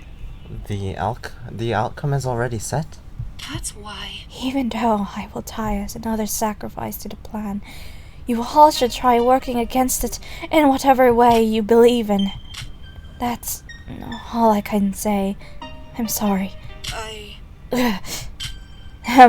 Are you seriously okay with that? It's your last chance. Can't you tell us something to strike back at Mikado with, at the very least? Please stop. Your words are of no use. Like all other Voids, Miss Magarobi is already well aware of the state she is in. This is their only choice. They must put every bit of themselves in this plan. Just what is this plan you keep mentioning? Nothing any of you Voids say makes any sense. Well, it would not make much of a difference, even if Miss Magarobi or I told our plan to everyone here. As Miss Magarobi said, the outcome is already set. Everything in here is only a step leading towards the outcome. In any case, I would like to show my respect for Miss Magarobi's towering intellect. Keeping calm in her current position isn't an easy task to do, Show respect to your intellect? I can see why Miss Magarobi enjoys these types of jokes. Oh, right. I don't care! Just kill me already! Alright. I'm glad to have worked with such an outstanding person. It's almost a shame that I have to execute her myself. But are you certain about this? The subject of death is not something to be taken lightly, even more so than you think. Careful now. Only a few minutes left. You'll be executed so shortly after. Prepare to take in the full experience of the last moment of your life. The excitement in the crowd has waned by now. It must be the time for your curtain call, the execution. let us commence. I have prepared a special punishment for tonight's blackened, Miss Emma Mugarobi, the ultimate actress. I'm dying. Hold on, don't start it yet. I think I'm scared. Then, shall we start? I don't want to die! I still want to live! I don't want to be killed! It's punishment time.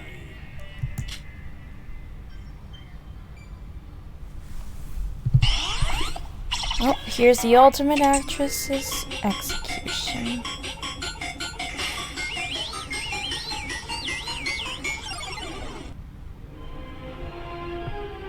Oh my god. I hope we don't get copyrighted. Oh yeah.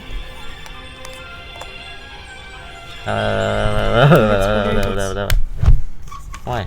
So that the stream can hear it properly? But the music. What do you mean? Never mind then. Well, have you heard it before? Why so serious? Yeah, do you want to? No.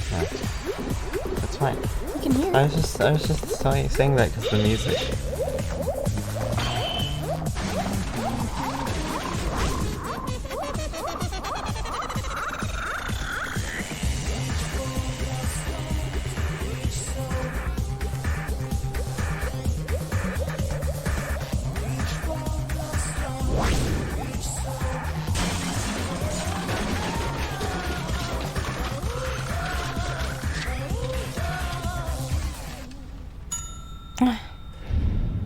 Oh jeez.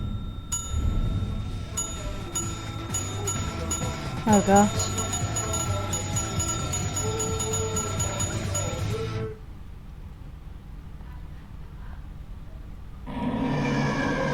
Oh jeez. It's the only thing we can see. I remember that chilling scene. Poor woman. You were never paid back for your efforts. Miss Mugarobi. Emma Mugarobi. May her remains rest in peace. No way! Dear me, an excellent colleague, I must say. But you were nothing more. But you too were nothing more than a predictable, average being in the end. How disgraceful. Pleading for mercy at the very last moment. How utterly disgraceful. Please, no more. How long do we need to keep doing this? Darn it.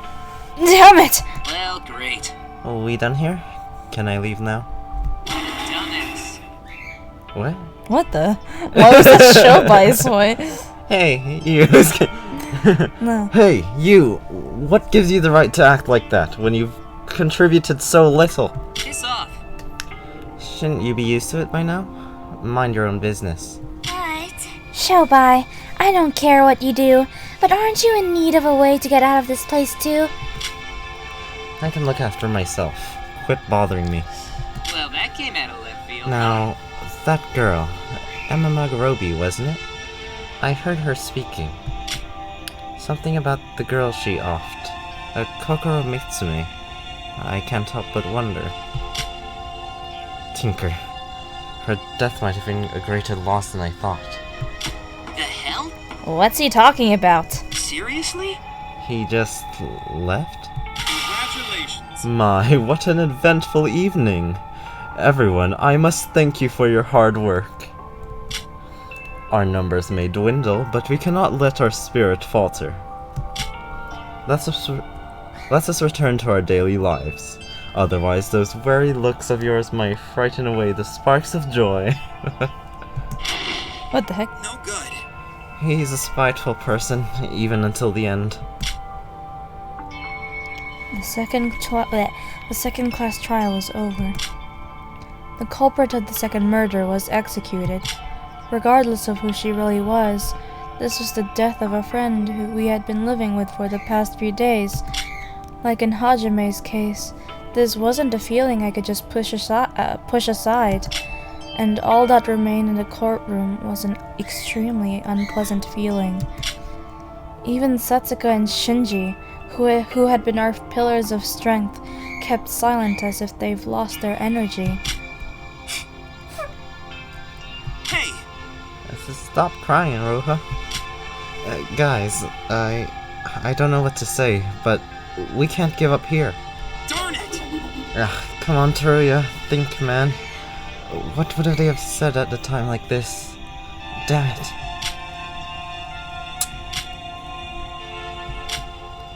Everyone. For real? Wow, I never thought I'd see the day where I'd agree with Mikado. Huh? Exist?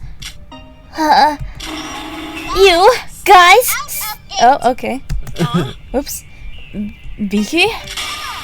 What are you all doing moping around like this? We can't let this beat us. Even Mikado knew that. Now let's hold our heads up and return to our daily lives. Or what? Do you want to stay up all night in this creepy class trial room? Huh? What are you saying? Oh, what the heck? Did she suddenly get possessed by a spirit or something? Honestly, I'm feeling a lot of guilt right now. I'm indirectly responsible for both Jimmy's and Emmy's murders. We threw that party that led to Rinrin dying because I was complaining all the time. And I also helped with the concert Suko planned where Koro was murdered. What? Yeah, so? What? Are you gonna burst into tears again? How original. Shut up, Nikki! And yeah, this is tough. But if I keep being peevish and whiny, then it'll just happen for a third time. Another murder will happen because of me. Okay. Not at all. It's not your fault. Don't put the blame on yourself, you hear? In that case... No, it's okay. I realized that I have to change when Suka cheered me up last time. And even more so, I don't want to be a burden to the rest of you. Well, how about that? How could anyone say no to such a heartwarming speech from Lil Beaky? Who are you calling little, huh? Oh, right. Right. What Emma said really confirms my thoughts. The Voids are... Pay attention! The Voids are victims too. While I don't know about their goal, I do know that the bonds we made with them over the past few days were real. Whatever their plan is, they're only carrying it out because they have no other choice. So if we can just find another way to help them, we could solve everything. Yeah, that's it. Okay, time to find this other way. If we work together, we can save the Voids and ourselves. I, Shinji Kasai, promise you that I will never, ever give up. Everyone. It seemed as if Hibiki pulled us out of the bleak moment we were in. If you think about it, wouldn't she be the person who changed the most upon coming to this island? After going through a series of events, Hibiki had now developed a mature attitude that moved everyone's hearts. With a few exceptions, of course. Whoa, is that Emma already? No. No? Oh, okay. Wait, who's that then? Yuri. Oh, that's you. Okay. Sorry. Like hell we will. What did you say? What? I'm out. If you're going to be all buddy-buddy after this, be my guest. But I'm out. I'm going to do this by myself now. Jeez, Nikkei, you don't deserve that in asking. Huh? Nikki, what's got to you all of a sudden? What? It's not all of a sudden. Didn't I tell you before the trial? Blindly trusting one another is just a recipe for disaster. We've tried it twice now. Both times ended the same way. Shinji said Voids are victims too. But so what? That doesn't make them any less of a criminal. And we don't know when they're gonna come after us either. Well, you all have fun with that. If you want to still call them friends and whatnot, then be my guest. But keep me out of this. I'm done. Are you for real? What? You made all that effort to join our group, and now you're throwing it away just like that? If so... Are you hiding something from us? Could you be in Void? This is pointless. Think whatever you want. It's just that I can't trust that. Your naive approach will work. From now on, I'm flying solo, like Shobai. Good luck with that strange Toroya guy. Later. Jeez, what's up with that guy? Why is he suddenly acting like that? Suddenly? No, Nick said so himself. Even before the murder, he already had some gripes with our situation. He can do whatever he wants. It's not like I wanted him with us. That said, we should be going now. Now then. Right. We'll think of what to do next when morning comes. Roja, you feeling any better? Yes, I'm sorry for the mess earlier. Yuki, we should go. Yuki? What's wrong? You are spacing out. Yu was a big fan of Emmy. I know how you feel, but try to cheer up for Emmy, okay? It's not because of that! Huh? Huh? Did I say something wrong? I'm sorry! Looks like a few people are still a bit shaken. It's understandable, though. I promise it. Staying positive will pay off in the long run. I promise you. So for now, let's bear this hardship together. Well done. Bird.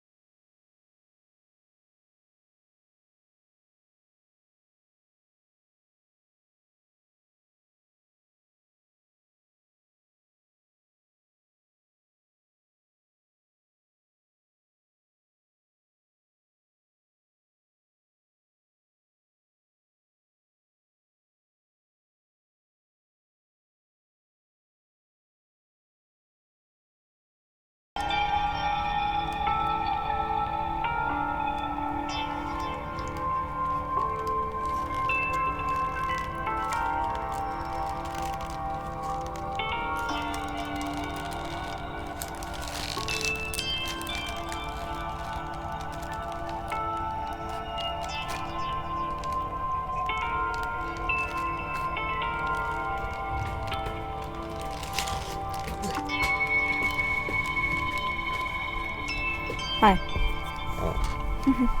Alright.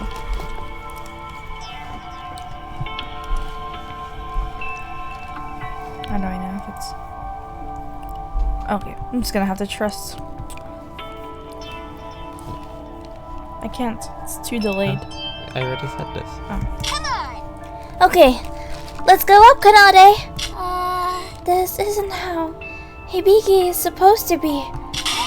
What are you doing, Kanade? Are you gonna keep your big sis waiting? Let's go! Come on! I'm sorry. Sorry, big sis. I'm coming. Our moment of delight was cut short by Nikkei, followed by a few others that looked tense and uneasy.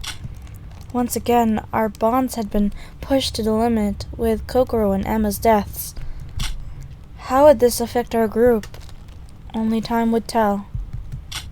Although we were all worried about the same problem, none chose to verbalize it, and we finally decided to get rest for the day.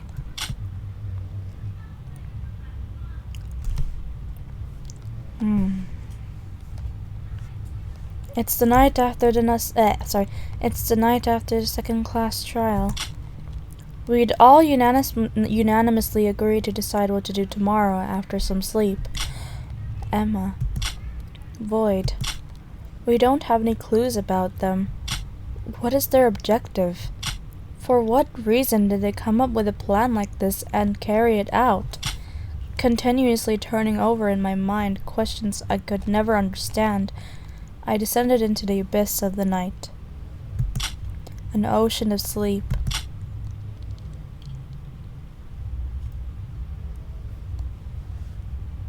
Huh? Yes, We have to be careful. We have to be more careful from now on. I'll do my best to look for that thing you told me about. Be careful. Act normal and void, and don't let them find out. Yes, I know. Just count on Big Sis for everything. What? Setsuka? What? Huh? Wait, what? Huh? What? I didn't... Oh my god. Sorry, did I do Dangan Paske? Wow, look how tall he is. He's just suddenly super tall. Wow. Oh, jeez. Now we have 2 members of Void left. Oh, 3. 3? 3 alive. Oh. Well, there's 2 more Voids to find out. Wow, we won Oscar prize. Thank you. I got a D in my class. The class. Oh. Oh. Right. Right. Oh, I guess we'll be waiting for Chansky. Oh, right. I guess I can't play the 3rd chapter like I usually can. But hold on, I want to see it. Load. What happens if I load it? Yeah. Okay. Wonder how that's gonna work. Yeah. So I have to play the... Wait, then how do I go to the 3rd, 4th, 5th, 6th... Yeah, we'll find out. Chapter. Oh, okay. Well, anyway, look, it's Kokoro's voice! Yay! Okay. Okay, so I'm gonna go into OBS. I'm glad you changed it, because I did not want to do show. Shoba. Oh, Shoba. Anyway. Thank you for watching Super Dubbening, but another. I have died. So I don't know why I'm here. But it's like play theater, right? So, I'm not a void.